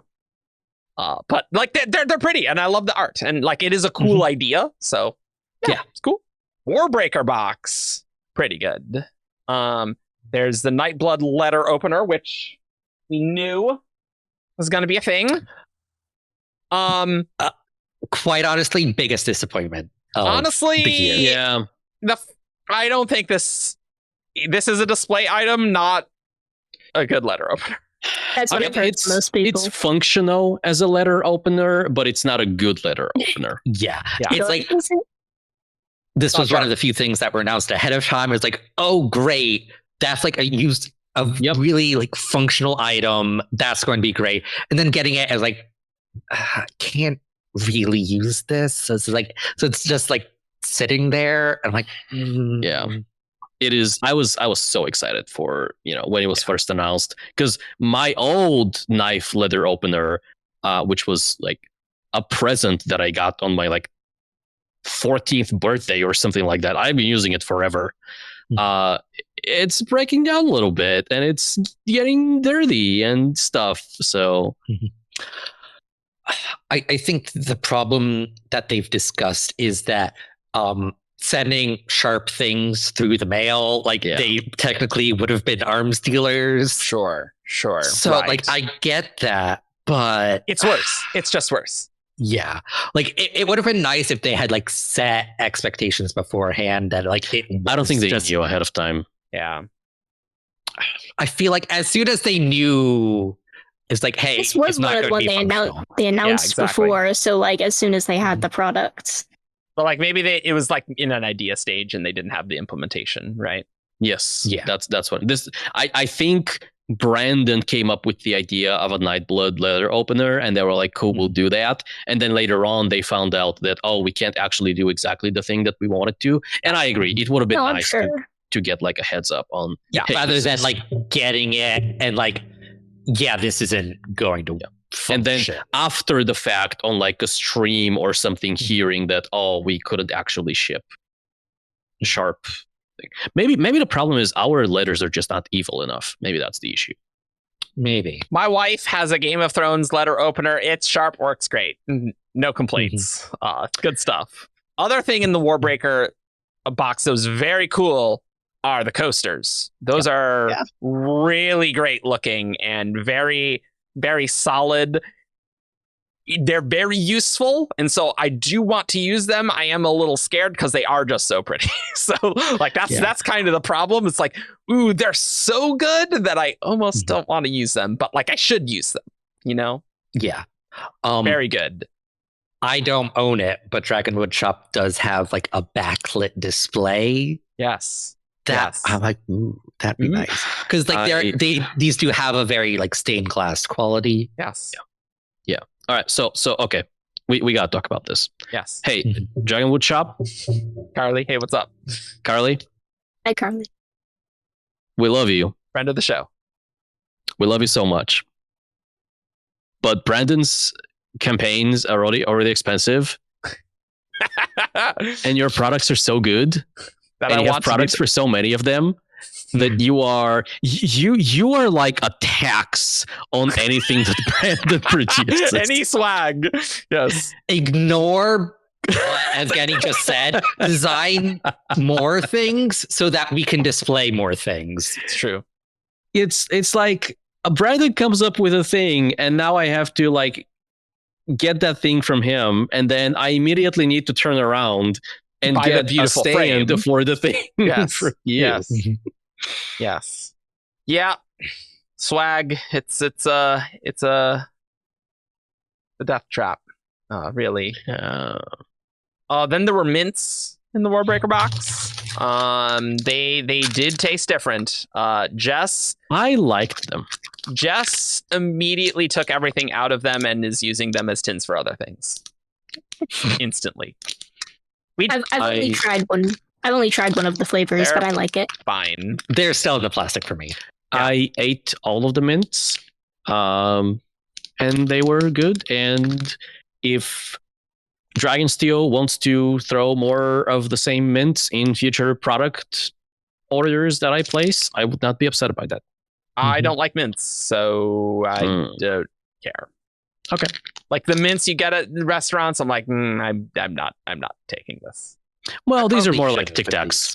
Yeah, Tic Tacs. Yeah, whatever. But like the pun on breath mint, very good quality joke. I like that. I didn't get that. That's good. I know. I'm like, this is such a random thing. Like the Light Song and Blush Weaver art is very nice. Yes. Yeah, breath mints. They taste different too. They're two different kinds. Yeah, it's mint and mango. Yes. Oh, I was like, they taste green and red. I don't know. The art for the boxes, made by Pegna, who is an artist that we have worked with before, and we are fans of. So we are very happy that they got to do a thing for Dragonsteel. Absolutely. There were a lot of new artists in this campaign doing a lot of swag for this. A lot of cool 10 stuff. out of 10. They did great. 100%. The art department over at Dragonsteel absolutely killing it. Just absolutely killing it all of the time. 100%. Do we know who did the art for the postcards? I can find it. I don't have it off the top of my head. Yeah. You all did failed me, Evgeni. You're supposed to know all things about art ever. Right? Ever. Yes. It probably says it on them. They're in a display at this point. I know. I'm not expecting you to get it out. All right. Now the Stormlight box. There's a bridge for a satchel, which is interesting. I've been using it as my purse. Yeah. I have my own satchel that I like better. And then there was an Oathbringer bottle opener. Has anyone used it for that? Nope. I don't open bottles. I think it's ambitious that it was on a keychain. I gotta be like, it's a little ambitious. It's enormous. It's heavy too, right? Like, I mean, no. I don't know. It's just big. Like I'm not gonna put it on my keys.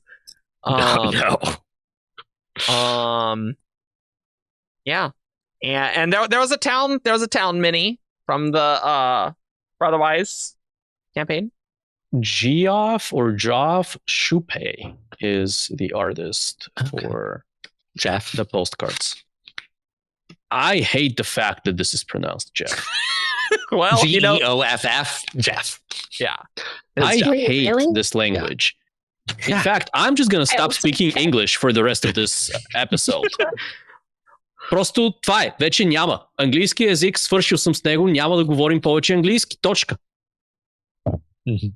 Cool. Oh, my Told Mini is in my box with all of my other Stormlight Minis, and I forgot to grab that because I forgot it came with this. Yeah. Here, I don't have the Tone Mini, but have the Zellion Mini instead. Nice. As a replacement. Hell yeah. I'm glad people love those. That's, again, way too much arts and crafts for me to figure out how to paint them. Yeah. Oh, I am not painting them. I'm fully intending to eventually pay someone to paint them for me. A swag that costs more money. Love it. Again, it's kind of the same problem. Does Scarlet have this place for all of the minis? No. Not yet. Hey, Carly. Ian's like, I would buy it if there was. Hey, Carly. Would like to put a request in. Carly, I don't know if you watch our show, but watch this episode. She does. She comments. Okay. Yeah. And then there were the air fresheners, which are cute. For sure. Also, limited functionality. Like, they're functional and then they're not, which is... Yep. They have no functionality for me. Well, yeah. It's no car. And also no sense of smell. Oh, there you go. Yeah. Literally no functionality. Yeah, but there's a cool troll, there's a sill, and I think there's another one in there, but I don't know what it is because it's in the center. It is Chiri Chiri. Yes. Then lastly, we have the Sanderson fan one, which has a new curiosity, Long Chills and Questo. And then had the writing prompt notebook and the socks. And a second pin instead of just one. That's true. It's true. They had a 000 pin. Oh, wow. You really are wearing all the swag. You really are. All two wearable pieces. I like my socks the way I have them. These are actually very comfortable socks. Are they long? Yes. Yeah, they come up to here. Okay. Yeah, I don't like socks like that. Sorry. But they seem fine. I want the notebook. It looks cool. Yeah. I don't know if I would do the writing prompts in it, but I like notebooks. Yes. Yeah, I everything I do is digital. I need it accessed on all my devices. If I have an idea written down in a place and I cannot access it everywhere, what am I even doing here? Like I don't That's like also true. I find the digital notebooks like Evernote and Google Keep and things like that, they are fine for certain things, but what I use notebooks most for is like brainstorming for stuff. And I need the flexibility of like being able to write wherever and however I want. And like digital tools are attempting to fix that, but I find them clunky. And so I just want to be able to like write something here, circle it, draw a line to like another random place on the page, and then draw a table between them and whatever. I see. Yes, I don't do that. I need a place to write my writing ideas before they get out of my head. And I like having it in Google Keep, and I can search them forever. And I have a good decade of them, and it's great. So maybe I'd be better off with like an iPad or like some other tablet where I can maybe do the same thing. Like I'm a little worried that iPad Mini, the tactile feel is not going to be there. You can buy screen protectors that make it feel like paper. It's they're actually really great. Interesting. Yeah, they're awesome. Highly recommend. So these are things I might consider into the future. Listeners, viewers, let me know in the comments if you have recommendations for like the kind of utility that I'm looking for in this. So those are the boxes for me. Oh wait. Yeah. There's one more thing. Oh yeah.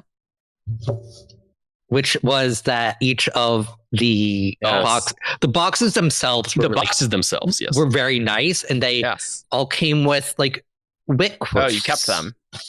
Yes. Yeah. And I'm very mad that one of them is very long and doesn't fit. That's true. on- Yes, it's very And long. I I haven't love that, decided- but I can definitely see the collecting annoying. Yeah.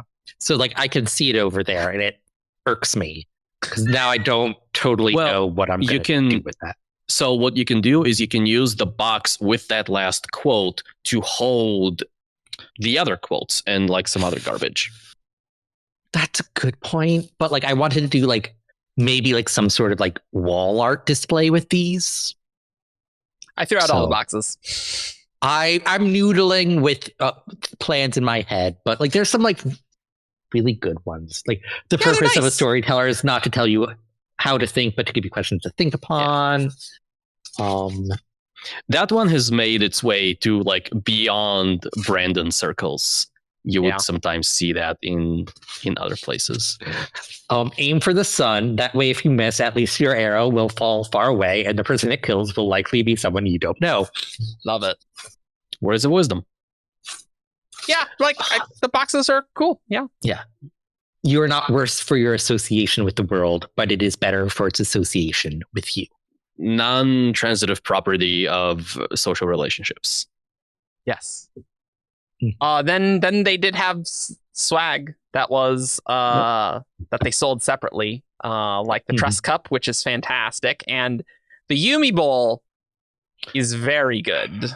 Yes. It is I a really quality want ramen it. bowl. My wife is very pleased. Mhm. Dishwasher safe too. Oh. It's expensive though. It is expensive. Yeah. Yeah. It's when I did my big, like, getting the cup and the pins that I had that weren't in Yeah. the subscription boxes. And then I bought like the thing with Hyper Thief in it. Yeah. I'm like, I couldn't justify adding the ramen bowl to it. Yeah. I can't tell why with all your swag and the Dragonwood stuff shop that you had to buy to store the swag and stuff. Yeah. Yeah. So the subscription boxes were paid by my tax refund. Yes. That's easy. It's all the other stuff. I'm like, oh, like this is a lot of money I'm spending. I think for the Words of Radiance leatherbound Kickstarter, Evgeni, Mhm. I am not going all in and getting all the swag. I can't do it. I can't do it again. It's too much swag. I have too much swag from the last two Brandon Kickstarters that I already are just in a box. My concern is that, and viewers, you already know what the You already situation is know. because this is airing. Mhm. But Mhm. my concern is that we're gonna get a dozen plushies. I mean, we've been getting the designs for those. I think we just are gonna get Yeah, at least and 10. so I can. Yeah, I meant 10. Yeah, one per order. Mhm. But It might could be a dozen. Sorry, be if they 12. use There's three on my brain. locksmith. the Bonesmith's friend. Yeah, That would be that's what it look insane. like. Just a tower plushie for the I know. sibling. And A like spaceship? half cut off because the Earth is just Yes. It's Oh, flat the other half is outside. the mountain. Yes. Yeah, Yes. but it works really nice because you can place it flat against your wall. Yes. that'd be cute. And so, like, with the Way of Kings Kickstarter, it was nice because you got a bunch of like flat things. You got a bunch of prints and stickers and stuff like that. True. They're at the I don't- bottom of my swag box. I don't know what I would do with like a bunch of plushies. I might buy the plushies, admittedly. Plushies are I might. I do mean, it. realistically, what's probably going to happen is Sense. I will just get everything, and then Mhm. I will think about potentially like sending some as Yeah. presents or selling or stuff like that. I do like that Brandon only does like one Kickstarter every year. I think that's good for like Brandon stuff. It's still a lot as it is. I'm It's a really lot. glad he's It limiting is. himself. No more than two. No a more than year. 2. Yeah, because it's like one at most one Brandon one and a non. Stormlight RPG is coming up. Might RPGs coming up, which will be cool. A lot of people are It excited will be about it. very cool. Yeah, so I think I think I'm just never gonna buy a subscription box ever again. I need to know the products that I'm getting, and I want to select the products I'm getting with like my meal kits Yes. that I get. I want to know what I want, and I want to get it. I would do like another limited run Maybe. Yeah. I don't know if I could stop myself from doing another limited run. Yeah. Brandon subscription box. Yeah, that's it would have to be. be a Brandon subscription box, because I'm with Eric on, like, if I buy a subscription box, I want to know what's in it. Yeah. But Brandon ones, like, I'm okay being surprised and getting like whatever swag that they give to me. And I like knickknacks on my shelves, and so like I find just having like something to display. So if they were to do another limited run, I'd be up for that. That's another thing I want to complain about. I want to know what the VIP swag is for Dragon Steel before it goes on sale, because I want to know what the products are. And whether it's worth. Yeah. I am a lot more upset about that than I am about the Year of Sanderson subscription boxes. I agree. I do think that is more irritating, because at least like if you're paying for the Year of Sanderson boxes, then it's like, okay, that you know what you're getting into. In that case, part of the mystique is the mystery. Yes, exactly. Exactly. Exactly. Yeah. Yes, agreed. Whereas I know that they've said, like, except for the pins, they don't know if they're going to sell any of these things separately afterwards. I really hope they do with some of them, sell them just like on their own. I don't like. I mean, I understand some things are just going to have to be limited at some point, because you can't keep making all merch indefinitely, especially if you are doing new designs. Yes, you can only do so much at once. But I don't love like super limited runs for things, and especially not limited runs where you don't know what it is beforehand. So if you want a chance to know what it is, I guess you can buy the entire box, but like still, and it's like a whole lot of money up front. Just kind of the whole thing overall, I'm like, this is not my favorite. Yeah. Maybe I would have enjoyed it more if I had the money and had bought the boxes and had the stuff. But that is not feasible for everyone. And so I'm kind of just like, this isn't my favorite way of doing things. Monetized FOMO sucks. I don't like it. And so just generally, like, I don't think I need more stuff, you know? I don't know how much more stuff I need. But some of the boxes are still available on the Dragon Steel Books store as of the time of this recording. Not all of them. Not all of them. You know, a little more than half. Yeah. Yeah, so I'm glad they sold them and stuff. But yeah. Not the Mistborn one. That one's been sold out forever. Yeah, that one's a good one. That's probably the best one of the I think lot. It's the best one. I think it's the most popular, at least. Yeah. It's interesting also, now that I'm looking at it, that they all actually have different price tags. Currently, they're all down to $65. But in theory, the base price for the Hoyd box is like $71. Oh, Cytoverse is $93. Warbreaker is $110. Oh wow! Like I really even don't though know they're all that's 65. worth it for me. No, I don't. No. I would much rather have things that are less expensive and maybe like a little bit lower quality if it has to be. Like, this stuff's really high quality, and high quality is great. Yeah. But if I can't afford it, then I can't afford it, and I can't appreciate the high quality. And I would rather have like sticky notes and stickers where I can at least buy them and reasonably do something with them. Yeah, because like at that stage, I'd rather just specifically buy the high quality product that I want, like the one product that I want, rather than like $100. $100, I do want to give a shout out, because we haven't talked about that, but I do want to give a shout out to the and I don't remember their name exactly, but it's like the Inventor's Guide. Inventor's Guide, yeah. Which is the Utah, I believe, company responsible for a lot of the and stuff on screen. Yes. A lot of the kind of non-printed things. So like the stamp, the embot thing, the book ends, like all of the maker stuff, essentially. They were those boxes were very firm. they were very well packed. Honestly, the quality of the boxes themselves. Yep, true. Really nice. Like solid boxes. I love the just the minimalistic design. First of all, the tactile feel of the boxes themselves is really nice, and like the embossed Dragonsteel logo with the really nice sharp like red on black with like a beautiful red and a gorgeous like deep black color.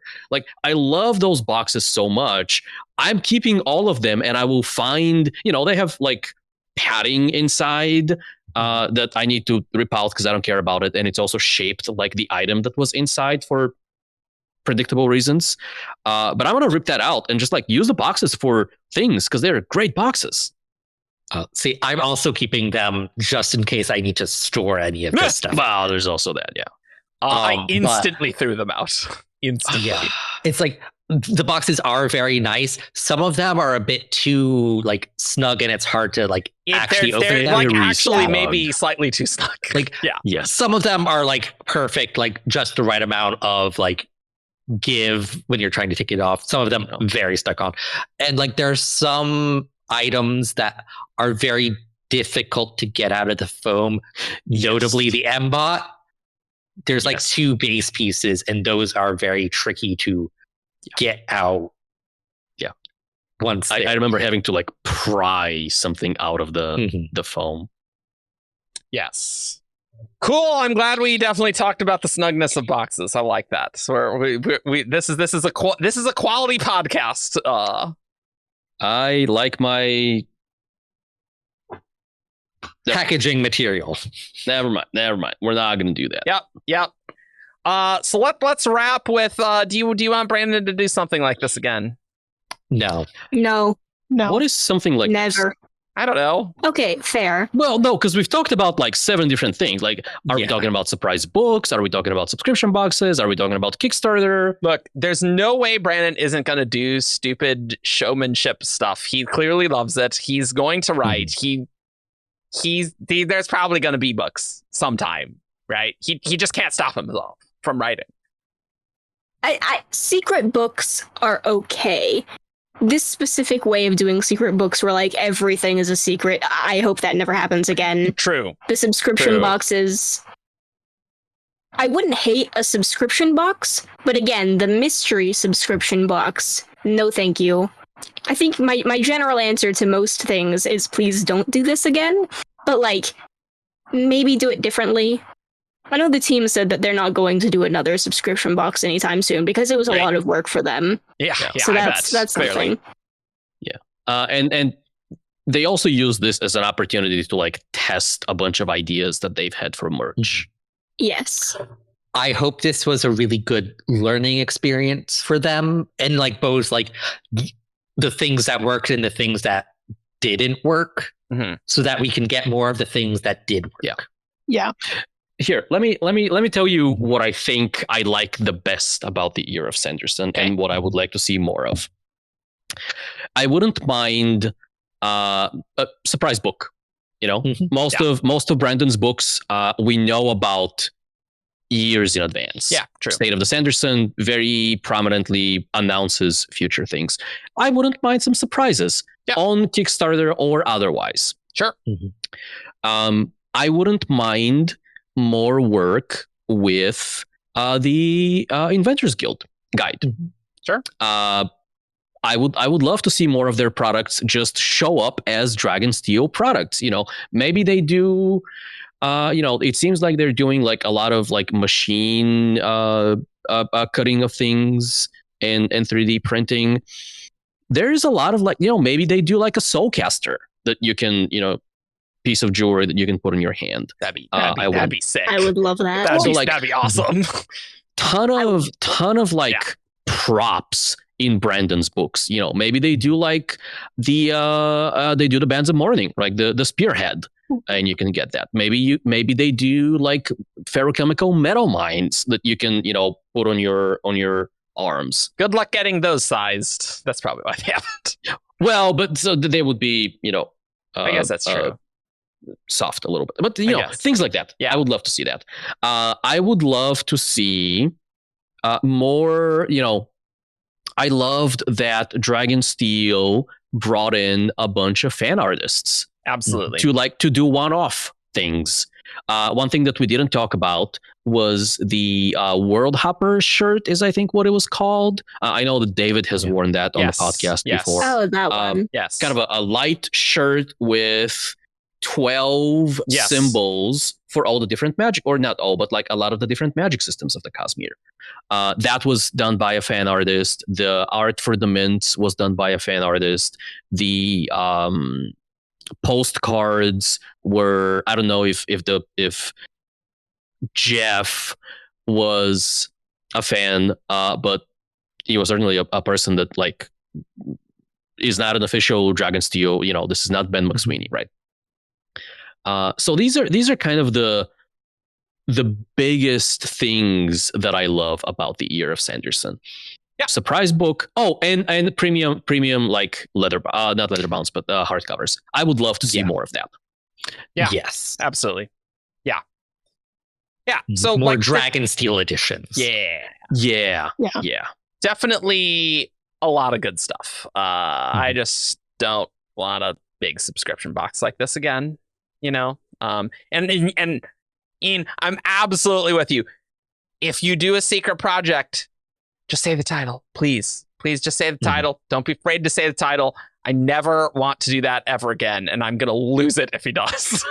20 years from now, Brandon's like, let's do it again. And it's like, we're gonna be much older, and we're gonna be furious.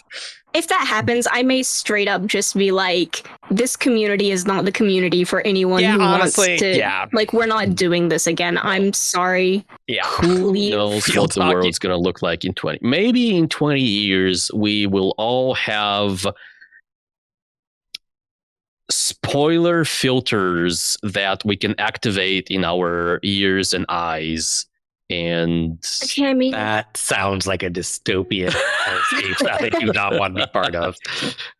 Like, welcome to the real world. I see your point. It's a cool idea. The implications of that idea, very bad. Oh, yeah.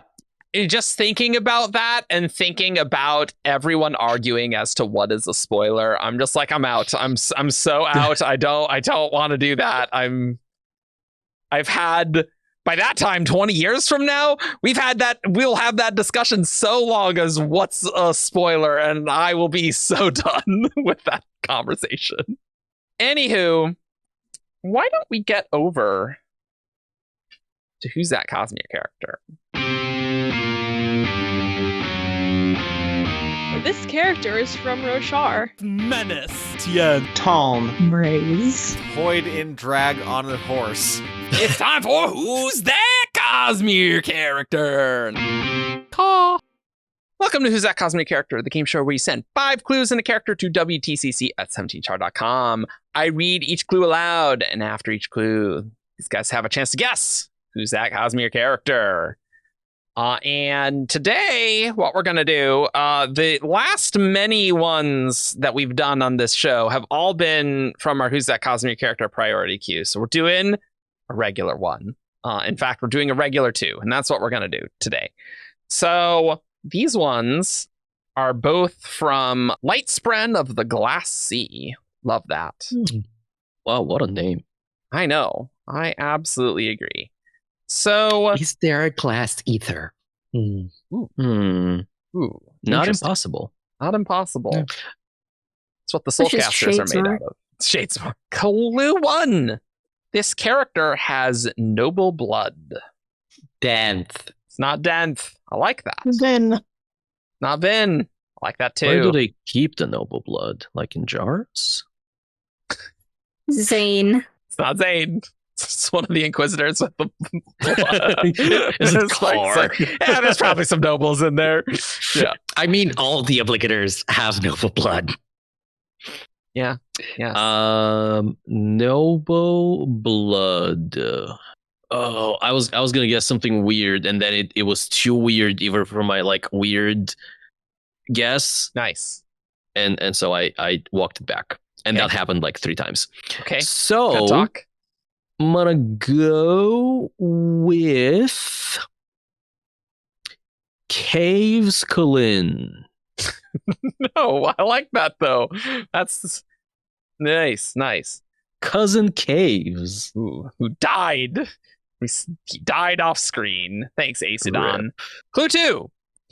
This character has a rocky relationship with their parents. Like, is this a pun? Rock? It's not Rock. Okay, I was like, I'm glad we were all considering Rock. I was not considering Rock. No? Okay. Maybe they're a Stoneward. Uh-huh. Does anybody kill their parents with a rock? Has that happened? I don't think so. A rock. Not that I can think of. I don't know. That's it. Put that in your next book, Brandon. Because obviously I watching how we have this to show. think about this.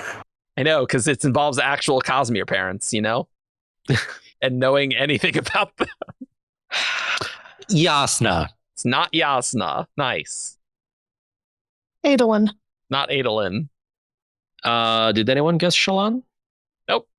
I don't think so. I'm guessing Shallan. It's not. Shallan, yes, very much I think you could describe a rocky relationship with parents. Clue 3. This character is religious. Okay, the character I was going to guess isn't really. Maybe. Oh. Hesina? It is Hesina. Hey! Oh, wow. Good. Hesina. Good job. Yes. I was thinking about Kaladin at first because of her, and then I was like, no, he's agnostic. Nice. Yeah, you're right. Yep. Clue 4 is this character is witty, and clue 5 is this character is taller than her husband. Nice. These are very good clues. I like this. Yes, these are very good. So that's good because we're doing another one by them because they sent 2 in this email. So perfect, which is good because this is from last June. So that's No. Okay. Yep. That's why we're doing this. It's not a year yet. It's fine. Yeah. We've done worse. Clue 1. This character can affect spiritual connection using investiture. Oh, Doctor.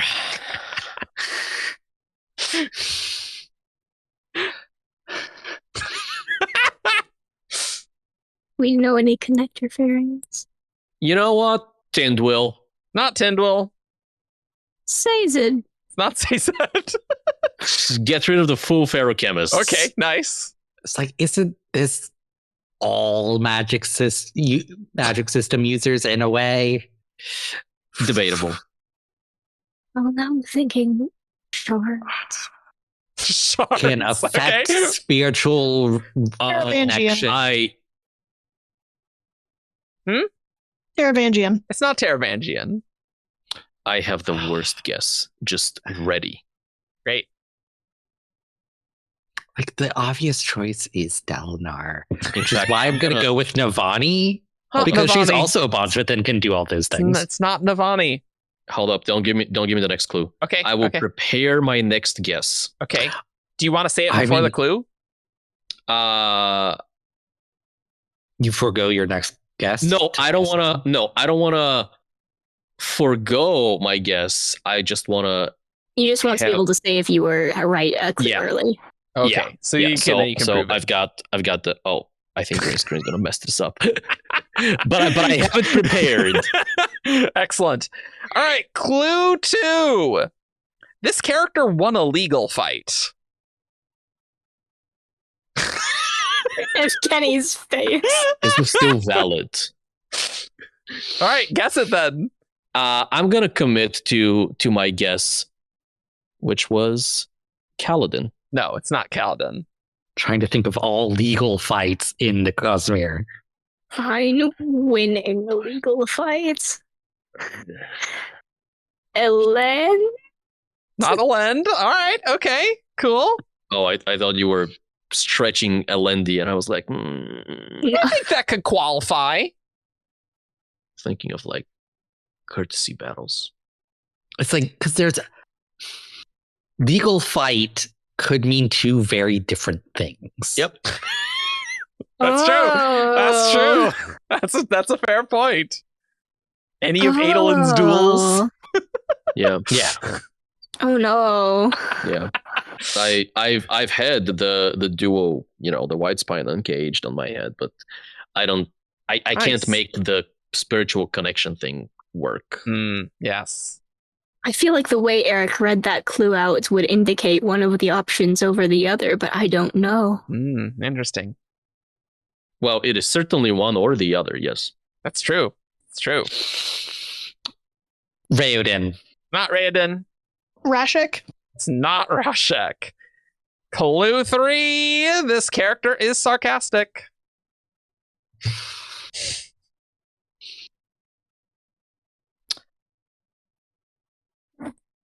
Hoyd. It's not Hoyd. Syl. Not Syl. Renarin? Not Renarin. Shalon. It's not Shalon. Clue 4. This character is a member of a minority. But which minority? Yeah, I don't know. This one might have a bonus clue if you guys don't get it on clue 5. So don't worry. Yeah, this one seems hard. Yeah, maybe. That's minority, legal fight, spiritual connection. Was there any others? Sarcastic. Sarcastic. Lopen? Lopen. Not Lopen. God damn it. I'm going to say that's both of yours. Sorry. Yeah. Bye. Yeah. Yeah, that's fair. Yeah. I think we... It's not Shy. Renette? It's not Renette. Clue 5. Yeah, I don't know connection. This character is called loyal by someone they are not loyal to. We'll have a bonus clue. Bluefingers. It's not Bluefingers. He doesn't have a sarcastic bone in his body. Yeah. Or, a spiritual connection. I don't know. Look, you just gotta ignore some of the clues that don't work here to just get a guess here, all right? Yeah, I mean, true, just not, half of them. Well, there's 5 of them, so 2 isn't half. And depends how we round. I mean, What? Found poorly. Yeah, it's just not. There's a way to round 2.5. In programming, you rounding up, down, or to the nearest whole number are all equally valid. Yeah, but programming's made up nonsense. Nail. It's not Nail. Famously sarcastic. Legal fight, though. Listen. Yeah. Sigil. It's not Sigil. I think I'm going to pass. All right. Our bonus clue is this character is mentioned in a broadsheet story. Alamaster Jack. Not Alamaster Jack. Oh, Handerwim. It's Handerwim. He doesn't count. He guessed the wrong one. He had a guess. It's mine. I guessed the wrong horse. I was just thinking that. It is Handerwim, and apparently she is a connector fairing as it happens. He is. Oh, right. I haven't reid it. I don't know. My Handerwim does excellent sarcastic things. Yeah. Terraceman, so minority. Yes. He wrote Legal footnotes. Yes. Hilarious footnotes to Alamaster Jack in the pit. Oh, was it the legal battle of leaving? Didn't he part ways with? Yes. Was there something there? This clue has against Alamaster Jack. Yep. Okay. Yep. That's from the Lost Metal broadsheets. Yep. Nice. Okay. I like that. Only read those once. Wow. Twice. I don't think I actually read this. I don't. But how would you know They're about fun. Hellguns? And The broadsheets are fun. Conjure Hellgun? Dinosaur. Oh yeah, I haven't read that. I know that there's 2 Kendra that turn into a pterodactyl. Yes. Together. But Yeah. Our 2 broadsheets are insane. I love them. they're good. They're great. They And know there is enough lore to really have the crazy stuff. There's a legal battle of 2 producers of SUNY pups, and both of them are like, no, clearly this is what a SUNY pup looks like. You don't know what Tensoon, Nice. I love them. I love them so much. That's good. Very good. Wow. Well, this episode was too long. Sponsored by. No, it's not. No, it's not. I'm going to bleep that in case they want to sponsor us. You don't get free advertising on this show unless you're Dragonwood Shop, in which case you totally do. Because we really like the stuff as it happens. This episode's sponsored by Bleep. By Bleep. Yes. All right. Well, go back to Words of Radiance leatherbound Kickstarter. Not Kickstarter. Don't care. Go read Dragonsteel Prime. It's probably not yet available. It's probably not yet available. They launched Way of Kings Prime like after. So. Oh, the ebook, did they? Yeah. Oh. I mean, I think the campaign has to close before they send anything out. Mm-hmm. You're just chomping at the bit for a Dragonsteel Prime. Like you're just Listen, I am. You are. I very much am. Guess we'll have to read another giant Brandon book, guys. Do a Dragonsteel Prime because we actually have to do an episode on that. We do. I will record an episode on it alone if I have to. I will learn how to record. We do. I will stream. I think unlike the Way of Kings Prime, this is something that like both us and our audience are going to be interested in. Yes, absolutely. So we gotta do that. Gotta do that. Yeah. There's only like a 30% chance of us ever doing anything with Way of Kings Prime. Oh, we missed that window. I don't think we're ever doing an episode on that. I mean, we have a long gap between 5 and 6. Cosmere gap. Yeah, exactly. Yeah, in the drought. In the drought. But we have a lot of episode ideas too. Yeah, is Way of Kings Prime before Creme or after Creme? I don't know where it ranks relative to Creme. Okay. I know I probably rank it lower. Well, no, I certainly rank it lower than the annotations episodes that I would like to do. Yes. Yes. One of those requires a lot less reading for sure. So one of those is more likely to occur. Yes. Yeah. I think annotations and like Bodali jewelry, like Aon jewelry, and oh yeah. I can't think of like any other ancient sources of lore, but there might be some. We're going through Brandon's old forum comments. And here he talks about sanguimancy. Anyway, you can find us on 17char.com for all your news, discussion, theories, and fun that you could ever want. You can find us on all the places, probably, maybe. You can support us on Patreon for as little as $1 a month. And if you're a herald on Patreon, you get your name at the end of the video and other things. We have a lot of outtakes and stuff that you can look at. So there's a lot of patron exclusive content just for you. Including from this recording. If you want to know about my socks, you can go support our Patreon. That's not a good sell. That's how we don't get any more heralds. It's truly horrifying, people. It might attract. Are you saying it might attract the wrong crowd of Evgeni? I wasn't even thinking about that. I was thinking that it might unattract the right crowd. Well, that's certainly true. They can just choose not to watch that video.